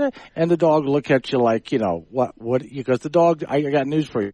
The dog doesn't understand English unless you say something like walk or snack. Yeah, and the dog doesn't care where his brother or sister is. That doesn't really. 8:51, go with sports. All right, high school football, the last week of the regular season, today, tonight, and tomorrow. Some teams know exactly where they stand in terms of the playoffs. Other teams trying to get the highest seed that they can. Other teams on the bubble for being in the postseason or not. In 4A football, there are 2 games in Casper tonight. The Natrona will host Cheyenne Central. NC is the 4 seed no matter what. If Central loses this game, they would be eliminated, but with a win and some help, they could be the 6th seed, the 7th seed, or the 8th seed. Kelly Walsh will host Rock Springs at the Harry Galvin Stadium. The Trojans have a high probability of making the playoffs, win or lose. A win tonight would give them a 5 seed, but with a loss, they could be the 6th seed, the 7th seed, or the 8th seed. Laramie will host top-rated Sheridan tonight. The Plainsmen at 2-6 can still make the playoffs with a loss if Cheyenne Central loses to Natrona. Cheyenne East at 7-1 will be at 7-1 Campbell County. The winner will be the number 2 seed in 4A. The loser will be the 3 seed. In 2A, Burns is in the playoffs, and the Bronx will be at Moorcroft tonight. They'll be looking at a number 3 or a number 4 seed. In 1A, 9-man, Pine Bluffs with a big home game tonight against Southeast. Pine will be the number 2 seed from the East with a win and number 3 seed with a loss. In 1A, 6-man, Midwest will host Burlington this afternoon. The Oilers could be a 3 seed or a 4 seed or could be eliminated. And the same thing goes for KC, who will play 10 sleep tomorrow afternoon. The Bucks could be a 3 seed or a 4 seed or eliminated with a loss. Check all the scores all day and all night on high school football on WyoPreps.com. College football, the Wyoming Cowboys will play Utah State tomorrow in Laramie in a game between a pair of teams that are 1-6. So this is the kind of contest that really won't generate a whole bunch of interest, but both teams are playing for pride, and that's something to be said about that. Cowboys will have a platoon system at quarterback this week with Evan Swoboda and Caden Anderson, something they really should have done weeks ago. Utah State has a terrible defense, but a formidable offense that can ring up some points and yards, so the Cowboy defense are going to have to be on their toes. Cowboys are 1.5 underdogs at home. It's a 5 p.m. start tomorrow from War Memorial Stadium in Laramie. We'll have that for you on K2 Radio in Casper and KOWB in Laramie. Tomorrow is the state high school cross-country meet at Little America in Cheyenne. The 2A girls race will kick things off at 10:30 in the morning tomorrow. 4A girls at 11, 3A girls at 11:30, 2A boys at noon, 4A boys at 12:30, and the 3A boys race will be at 1 p.m. And that's it in sports. She also has on her page, Joanne does, I should put a bowl of Halloween candy in my office in case anyone wants some. By the way, I work from home alone. Well, just answer and also doorbells ring, and they'll see me on the little doorbell thingy, and I'll be like, with my pumpkin, thing, bucket, That's right. Or you can tell the kids during Halloween when they come knocking on the door, sorry, somebody ate it all. Yeah, really, like me. I renamed my toilet, I renamed my toilet Jim instead of John, and people are really impressed when I tell them I go to the gym every morning. That's profound. It's very, very profound. That's what I'm here for. Very that's what I'm here for. Thank you, Frank. Coming up on some local business we got to take care of. We're going to roll into news time, and then you and me in the last hour of the program with open phones. It's Wake Up Wyoming.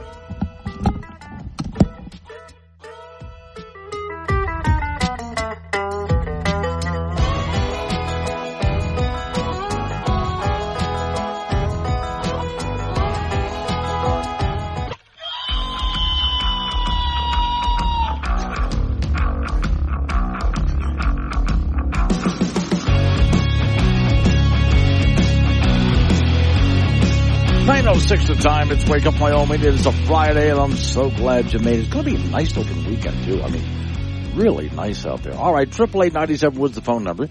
That's 888-97-WOODS. Or you can do what a lot of other people do. If you download the Wake Up Wyoming app, free at your app store, just type in Wake Up Wyoming. And when you open it up, there's a lot you can do with it. And we don't charge you for any of it. One of it is you can listen to old shows by using the on-demand feature. If you hit chat, you can send me text messages, and while I'm on the air, I answer those messages back both on and off the air. So, okay, we're in open phones. You can talk about what I'm talking about, change the subject, fine by me. I'll just kind of roll with the whole thing. Now, get a load of this. I'm going to read you something, and then I'm going to destroy it based on the premise. You'll see what I mean when I get into it. Scientists at the University of California, Berkeley. And so we have an immediate problem right there. It used to be a great university, but now, as soon as I say University of California, Berkeley, there's a problem. Have developed a yellow powder. No, you don't snort it.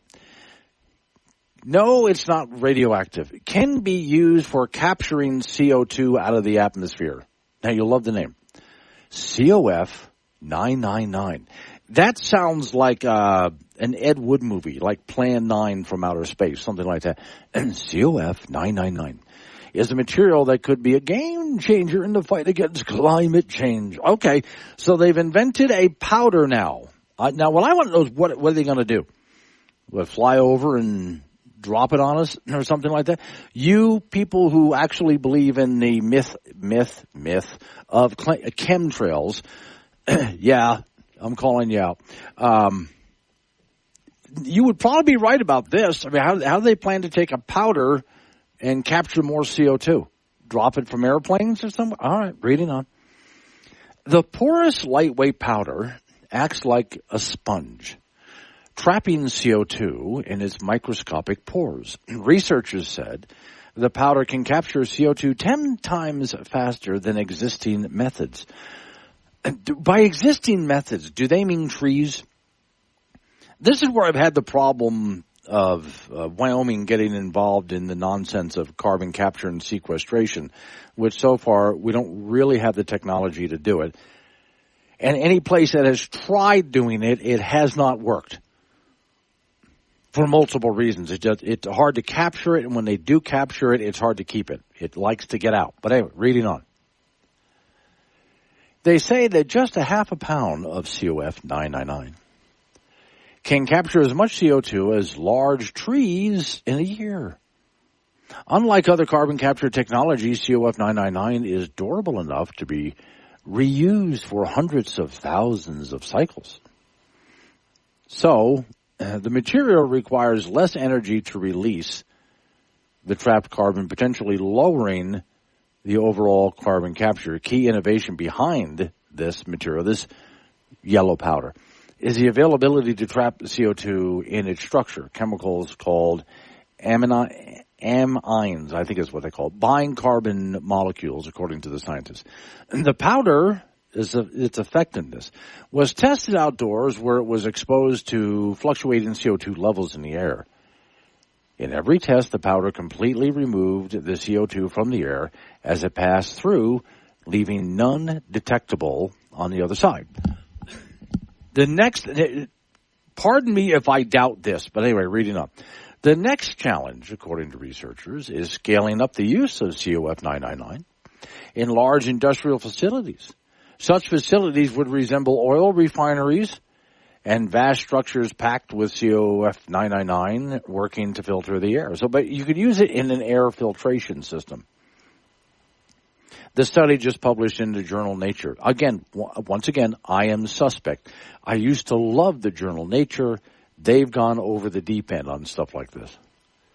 Part of a growing effort to make carbon capture more effective and less cost effective. Okay, as I said, I was going to destroy the whole thing immediately on its premise, because I can get into all of carbon capture technology and on and on. Okay, here we go. I'm going to destroy the whole thing. And I'm not even going to go after the powder. I mean, let's just say it really does work the way that they say, which I doubt, because there's so many other things that they've come up with. This is going to work great, and it doesn't. Then okay. CO2 is not a pollutant. You've heard me say it before. In fact, it's necessary for life on this planet. You've heard me say that before. And I can give you the works of many notable scientists who have flat out said that we need, if anything, more CO2 in the air. Because when the planet, CO2 does not lead to the warming that some have suggested that it does. In fact, if it did, think of it this way. If CO2 captured as much heat as you have been told, with the amount of CO2 we currently have in the air, we would have boiled over a long time ago, but we're not. We're simply nowhere near, not even close, not even a fraction of the temperatures that they predicted we were supposed to be at by now. Now, you've heard me on this program use the entire 4-hour program to list one failed climate prediction after the next. In fact, if you're with me here in Wyoming and you're listening in Colorado and Nebraska and South Dakota, as many people are, the entire region is supposed to be a sandy desert now, much like Iraq, but it's not. And the UK is supposed to be uninhabitable, and people live there. And the Maldive Islands are supposed to be underwater, but they're nowhere near being underwater. So, prediction after prediction. CO2 is not a pollutant. We don't need to go out there and capture it. If anything, we should be introducing more of it into the air because it is, as NASA studies show, it is greening the planet. The planet is getting greener. There's even stories I've read over the past couple of years, but especially past couple of months, that show that the Sahara Desert is getting green. It used to be one of the most lush places on the planet, and then it turned into a sandy dune desert, but it's actually starting to get green again. Imagine that. And not the only, but one of the reasons listed for that is the amount of CO2 in the atmosphere has increased. And by the way, most of that increase in CO2, which is greening the planet, is not because of human beings, but is because of nature. Most of it comes out of the ocean. It has nothing to do with us. There's absolutely no way we can capture it all, nor should we. In fact, it's even been pointed out by those members of the United Nations IPCC that if we were to do everything worldwide, everything that was demanded of us, we wouldn't come anywhere near even capturing a fraction of the temperature change that they think we need to capture in order to save the planet. So as they keep coming up with these great new ideas, we ought to try this, we ought to do that. No, Dave in Torrington, CO 9999999, it sounds too good to be true. And it does sound, actually, too good to be true. Chet and Yoder, that's an awful big amount of air, yeah. No, I do think it's one of those things, once again, that's just not only too good to be true, but we have no business doing it. To continue to treat CO2 as like it's some kind of a harmful pollutant that we need to get rid of. It's what gives us life, for Pete's sakes. All right. 9:15's the time. It's Wake Up Wyoming. Sure, this show is sustainable. We sequester all gas emissions to one room. Wake Up Wyoming with Glenn Woods, live on AM 1030 and FM 95.1, weekdays at 6. Hey, Colorado, you guys are up for this one. Colorado election officials find at least a dozen fraudulent ballots cast in early voting in 2024. At least a dozen. Now, I'm glad they're catching them, but that's what they've caught so far. Colorado Secretary of State on Thursday announced at least a dozen mail-in ballots have been stolen, filled out, and sent in so far in the 2024 general election. The story says the blue-leaning state, that's how it's described here, has been sending mail-in ballots to every registered voter for years and has served as an example for other liberal states during the COVID pandemic, according to NBC News. Election officials said errors were caught during the signature verification process. I'm glad they have a process. I still wonder how many they miss, which compares a voter's signature on the ballot with the other state's records. They have that person and that signature.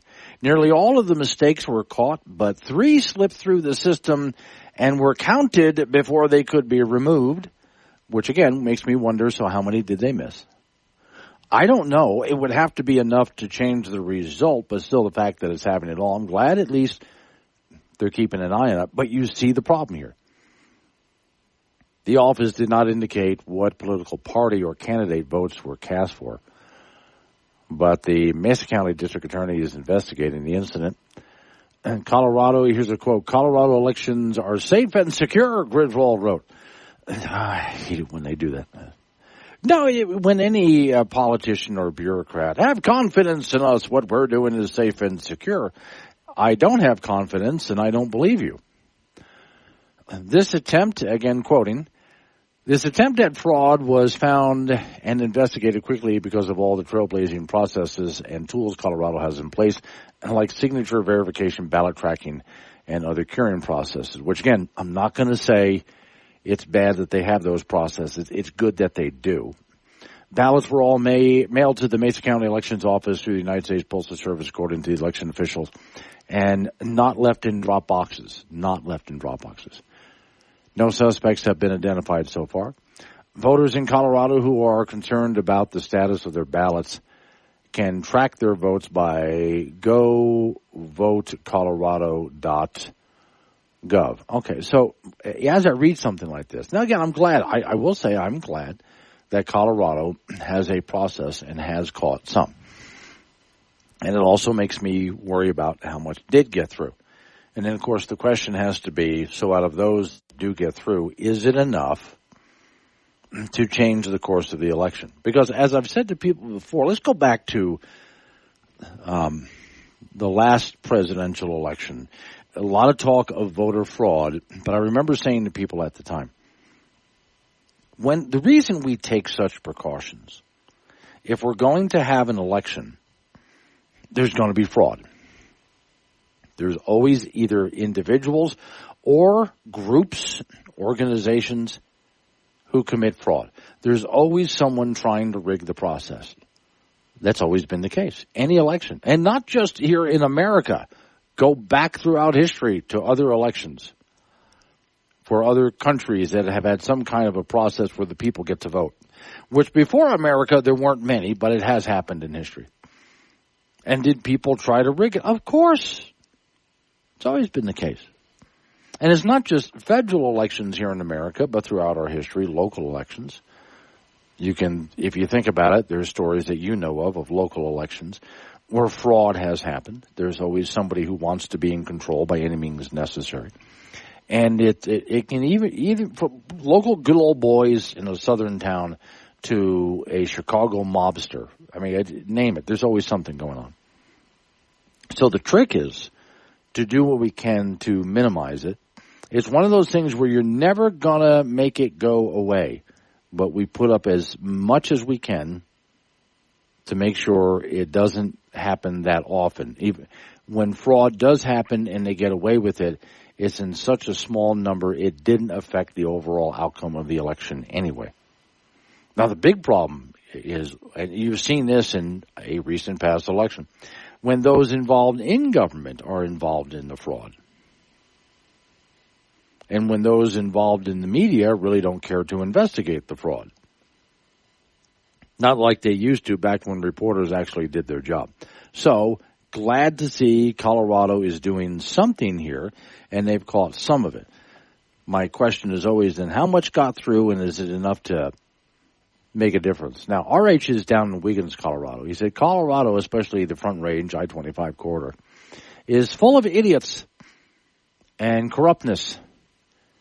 And our state legislation is overrun. Yeah.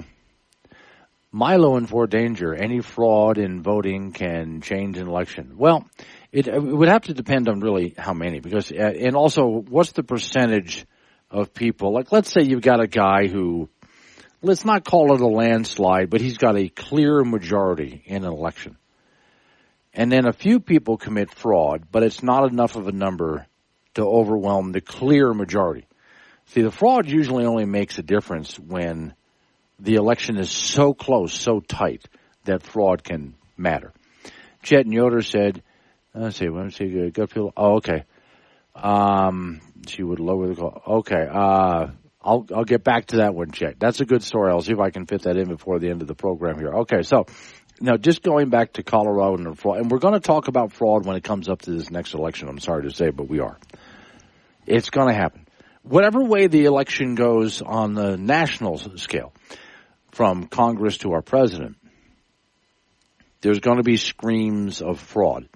And even though the Democrats love to point to, well, January 6th, let's not forget when Hillary ran for office. Remember that? And after Hillary lost to Trump, remember what the Democrats were saying? From Hillary to other Democrats, that Trump stole the election. And we have the audio to prove it and the video to prove it of them saying it. So no matter which way this next election goes, we're going to hear it from either side. Whichever side lost is going to accuse the other side of cheating, which is why we do all that we can to put up as much of a system as possible to prevent that cheating from happening. But here's part of the problem with that. It's not just putting up a system to, like they're trying to do in Colorado, to catch the fraud when it happens. It's to make sure that we have people in place who will not be part of the problem. And that was a big part of the problem in the last election, too. There were people in place in various states that were part of the problem. So if you're thinking if that makes you nervous, it makes me nervous, too. There's a lot that we have to clean up here. All right, coming up on 9:30, local news coming your way. After local news, update on the weather forecast, and you and I get back into it again. You can text me like everybody else is, or 888-97 Woods, the phone number. That's 888-97-WOODS. Talk about what I'm talking about. Change the subject. Fine by me. I'll just kind of roll with it. It's Wake Up Wyoming.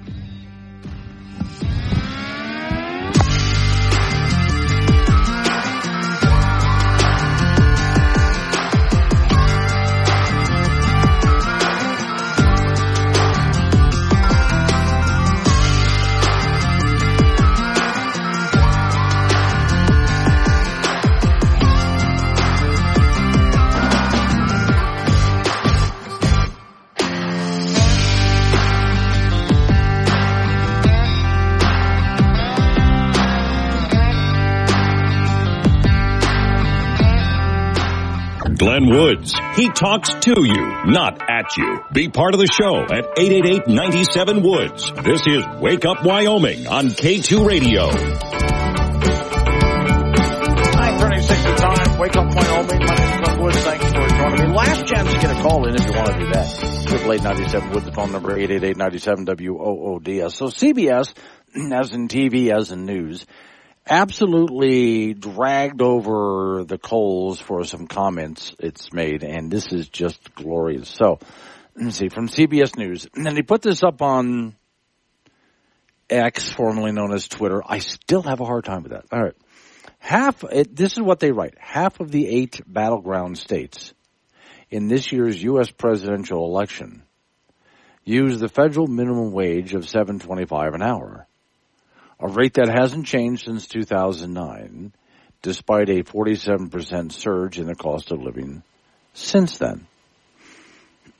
Okay, so first off, and these are people responding to CBS on that. Let me read that again, just so you know. They're showing Trump reaching out the window with some takeout food for people who are showing up to get takeout, right, at McDonald's. And CBS using that picture, half of the 8 battleground states. In other words, states where the race is closely contested. In this year's presidential election, use the federal minimum wage of $7.25 an hour, a rate that hasn't changed since 2009. Okay. This is a reporter who doesn't do any research. First person writes, no jobs actually pay that wage. You have the federal minimum wage, but states can go above or below that, like Wyoming goes below that. Next person writes, name one person who makes $7.25 an hour. I'll wait, since no one does. Another person writes, if anyone accepts a minimum wage job in America, the minimum wage isn't the problem. And we're talking also, look, I worked for minimum wage when I was in high school. And I kind of expected to because I was just starting out. It was, a menial work that I did. I needed something to make a little bit of money after school, so minimum wage, big deal. Next person writes to CBS, this is an entry-level job. You don't typically make careers out of minimum wage. Well, you wouldn't know that, would you? A real journalist would. I like the way that person ended it. An actual real journalist who was doing real research would understand that. So this is CBS News being raked over the coals for just something stupid they wrote. I like what Jason on Twitter writes. Maybe Biden could have done something about that. Oh, that was good. So another person writes, so you're admitting the cost of living has gone up 47% because of this admit. Now think about it. Let me go back to what CBS originally wrote there. Half of the battleground states this year, U.S. presidential election, use the federal minimum wage of $7.25 an hour, a rate that hasn't changed since 2009, despite a 47% surge in the cost of living. And this guy writes, so you're admitting that the cost of living has gone up 47% because of this administration? Another one. Over half of the 15-year cost of living increase occurred in less than 4 years under the current administration. See, now, these are Americans who know. CBS News tries to put out that kind of garbage. These are Americans who know better. Next one. No one makes minimum wage. Starting at McDonald's is at least $12 to $15. And you go other fast food chains who are doing $18 an hour. Tens of thousands of jobs available making $15 an hour plus. The fair market set the rate. There you go. The fair market sets the rates. Boy, I would think whoever wrote that tweet on Twitter or X or whatever we're calling it now should never be allowed to do that again. Write anything ever again. But it gives you an idea. This is CBS News. They're supposed to be a big deal. Well, big deal. How is it you guys, of all people, don't know what you're talking about if you're supposed to be the most? Because, no, honestly, someone like those at CBS News, they're the ones who think that they are more intelligent than you and I. But in reading these comments, who really knows how things work? Not the boneheads at CBS. All right, let me see. This person writes, maybe importing vast numbers of low-skilled laborers and depressing wages wasn't a good idea. And he goes on to say the high rate of unemployment among teachers and especially among teenagers, and especially black teenagers, is both a scandal and a serious source of social unrest, yet it is largely a result of minimum wage laws. We regard the minimum wage law as one of the most, if not the most, anti-black laws on the statute books, and that was written by economist Milton Friedman. So you see, once again, here are people who understand how the world works far better than those people in what used to be major news organizations and organizations that at one time we, the American people, trusted to know more than us on issues like this. We used to look at major news organizations and trust them to know more than us. We got, if they said it, we believed it because they said it, but not anymore. And I'm so glad we have social media out there where people can look at that kind of garbage and go, really, guys?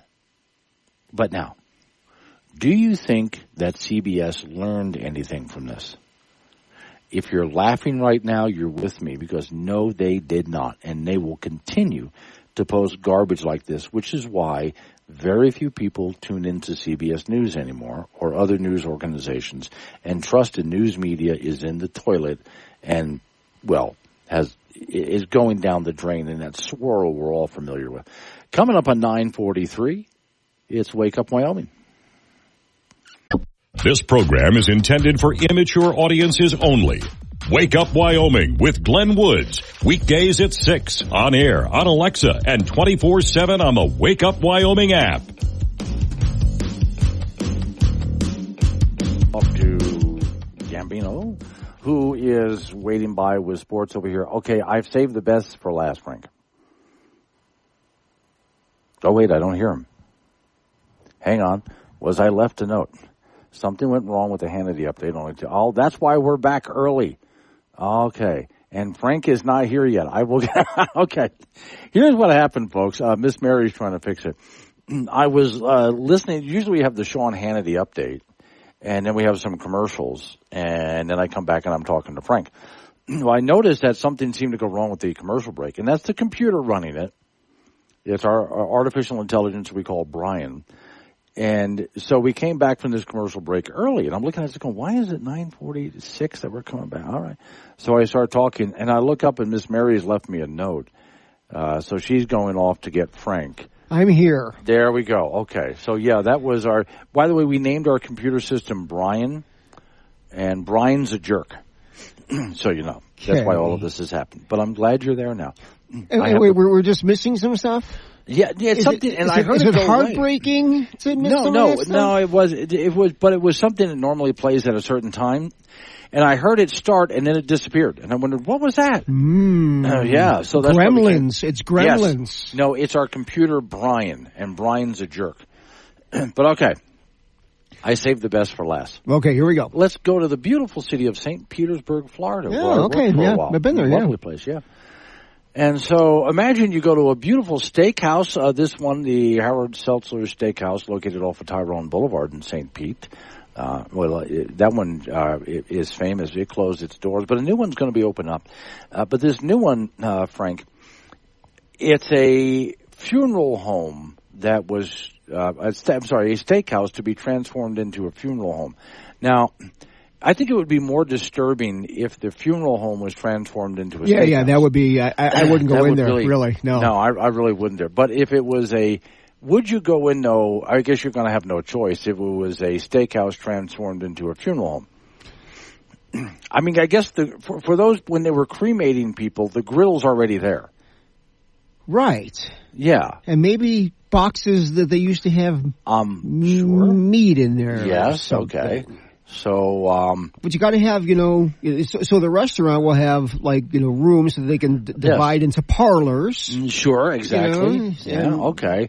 And I would make sure to make the menu reflect the funeral home.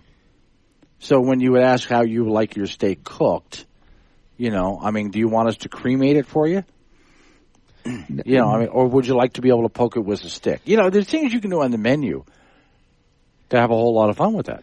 I guess you could have a funeral pyre like they do overseas. You could, yeah. Okay. Now, up the road from here is the Wyoming Capitol, as you know, from where I am. Yes. And for a while there, the Capitol was being renovated. So they put the governor and his staff in a beautiful old house that is right at the end of the block there, a very short walk from the front door of the Capitol. Okay. That house, I went to visit the governor there. Mm-hmm. That house used to be a funeral home. Is that where they have the legislative meetings too? Some, but not the legislators. No, that was across town. But he would have conference rooms there. And so I went to meet Governor Gordon there, and he was laughing and said there's a joke going around that this is where legislation goes to die. Yeah. So I still drive that by. Every so often I drive by that and I think about that joke. But yeah, for a while, our governor, his office and staff, they were housed in a funeral home.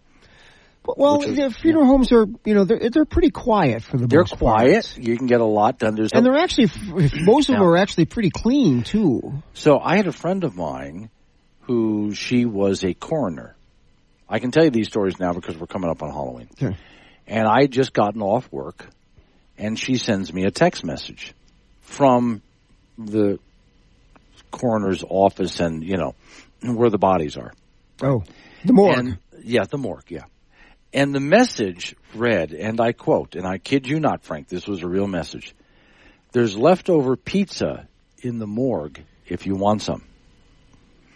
El Paso. Yes, that's what I said. Go with sports. Oh, boy. All right, well, let's talk about high school football. This is the last week of the regular season statewide with games this afternoon and tonight and tomorrow. Some teams know where they stand in the playoffs. Other teams are still in that trying to get the highest seed they can. And other teams are on the bubble for being in the postseason or not.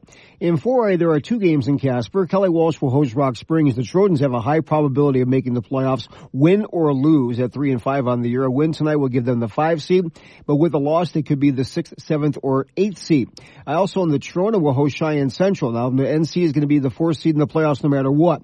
If Central loses this game, they will be eliminated with a win. If they lose, they're out. If they win, they could be the 6th, 7th, or 8th seed. Laramie is going to take on top-seeded Sheridan tonight. The Plainsmen at 2-6 can still make the playoffs with a loss if Cheyenne Central loses to Natrona tonight. Cheyenne East at 7-1 will be at 7-1 Campbell County. The winner will be the 2 seed in the playoffs in 4A, and the loser will be the 3 seed. In 2A, Burns is going to be in the postseason tournament. The Bronx will be at Moorcroft tonight. They're looking at a number 3 or number 4 seed. And 1A 9-man, Pine Bluffs has a home game tonight against Southeast. Pine will be the 2nd seed from the East if they win, and the 3 seed if they lose. In 1A 6-man, Midwest will host Burlington this afternoon. That's going to be a tough matchup for Midwest. So the Oilers could be either the 3 seed or the 4 seed or eliminated. Same thing goes with KC. Now they're going to play 10 Sleep tomorrow, and they could be the 3rd seed with a win win, and then maybe the 4 seed with some help, and then could be eliminated with a loss. Check all the football scores and day and night on high school football on WyoPreps.com. And then college football, the Wyoming Cowboys will play Utah State tomorrow night in Laramie in a game that features 2 teams that are 1-6. So the contest is not going to generate much interest. Pokesat will have a platoon system at quarterback this week with Evan Svoboda and Caden Anderson, something that it really should have done weeks ago. Utah State has a terrible defense, but the Aggie offense, it can ring up some points and yards, so that'll give the UW defense something to think about. Cowboys are 1.5 underdogs at home to a 1-6 team. It's 5 p.m. start from War Memorial Stadium in Laramie tomorrow. We'll have that for you on K2 Radio in Casper and KOWB in Laramie. Tomorrow's the state high school cross-country meet. That'll be at Little America in Cheyenne. 2A girls will kick it off at 10:30 in the morning. The 4A girls will race at 11. 3A girls at 11:30. 2A boys at noon. 4A boys at 12:30. And the 3A boys race will be at 1 p.m. Everyone have a safe weekend traveling because a lot of people will be on the road. For our restaurant in St. Petersburg that will be changing into a funeral home, they can have on their menu as a side rest in peace. They could. If you want to see a great menu like that, go to Little Shop of Burgers in Casper. Yes. It's a horror-themed little restaurant, and all of their menu reads like that. It's really, have you been there? No, I should go just to read the menu. You should, yeah. Ask Miss Mary where it is. It's a good friend of mine owns the place. Little Shop of Burgers in Casper, Wyoming. Got it. Perfect for Halloween. All right. Have a great weekend, everybody. It's Wake Up Wyoming.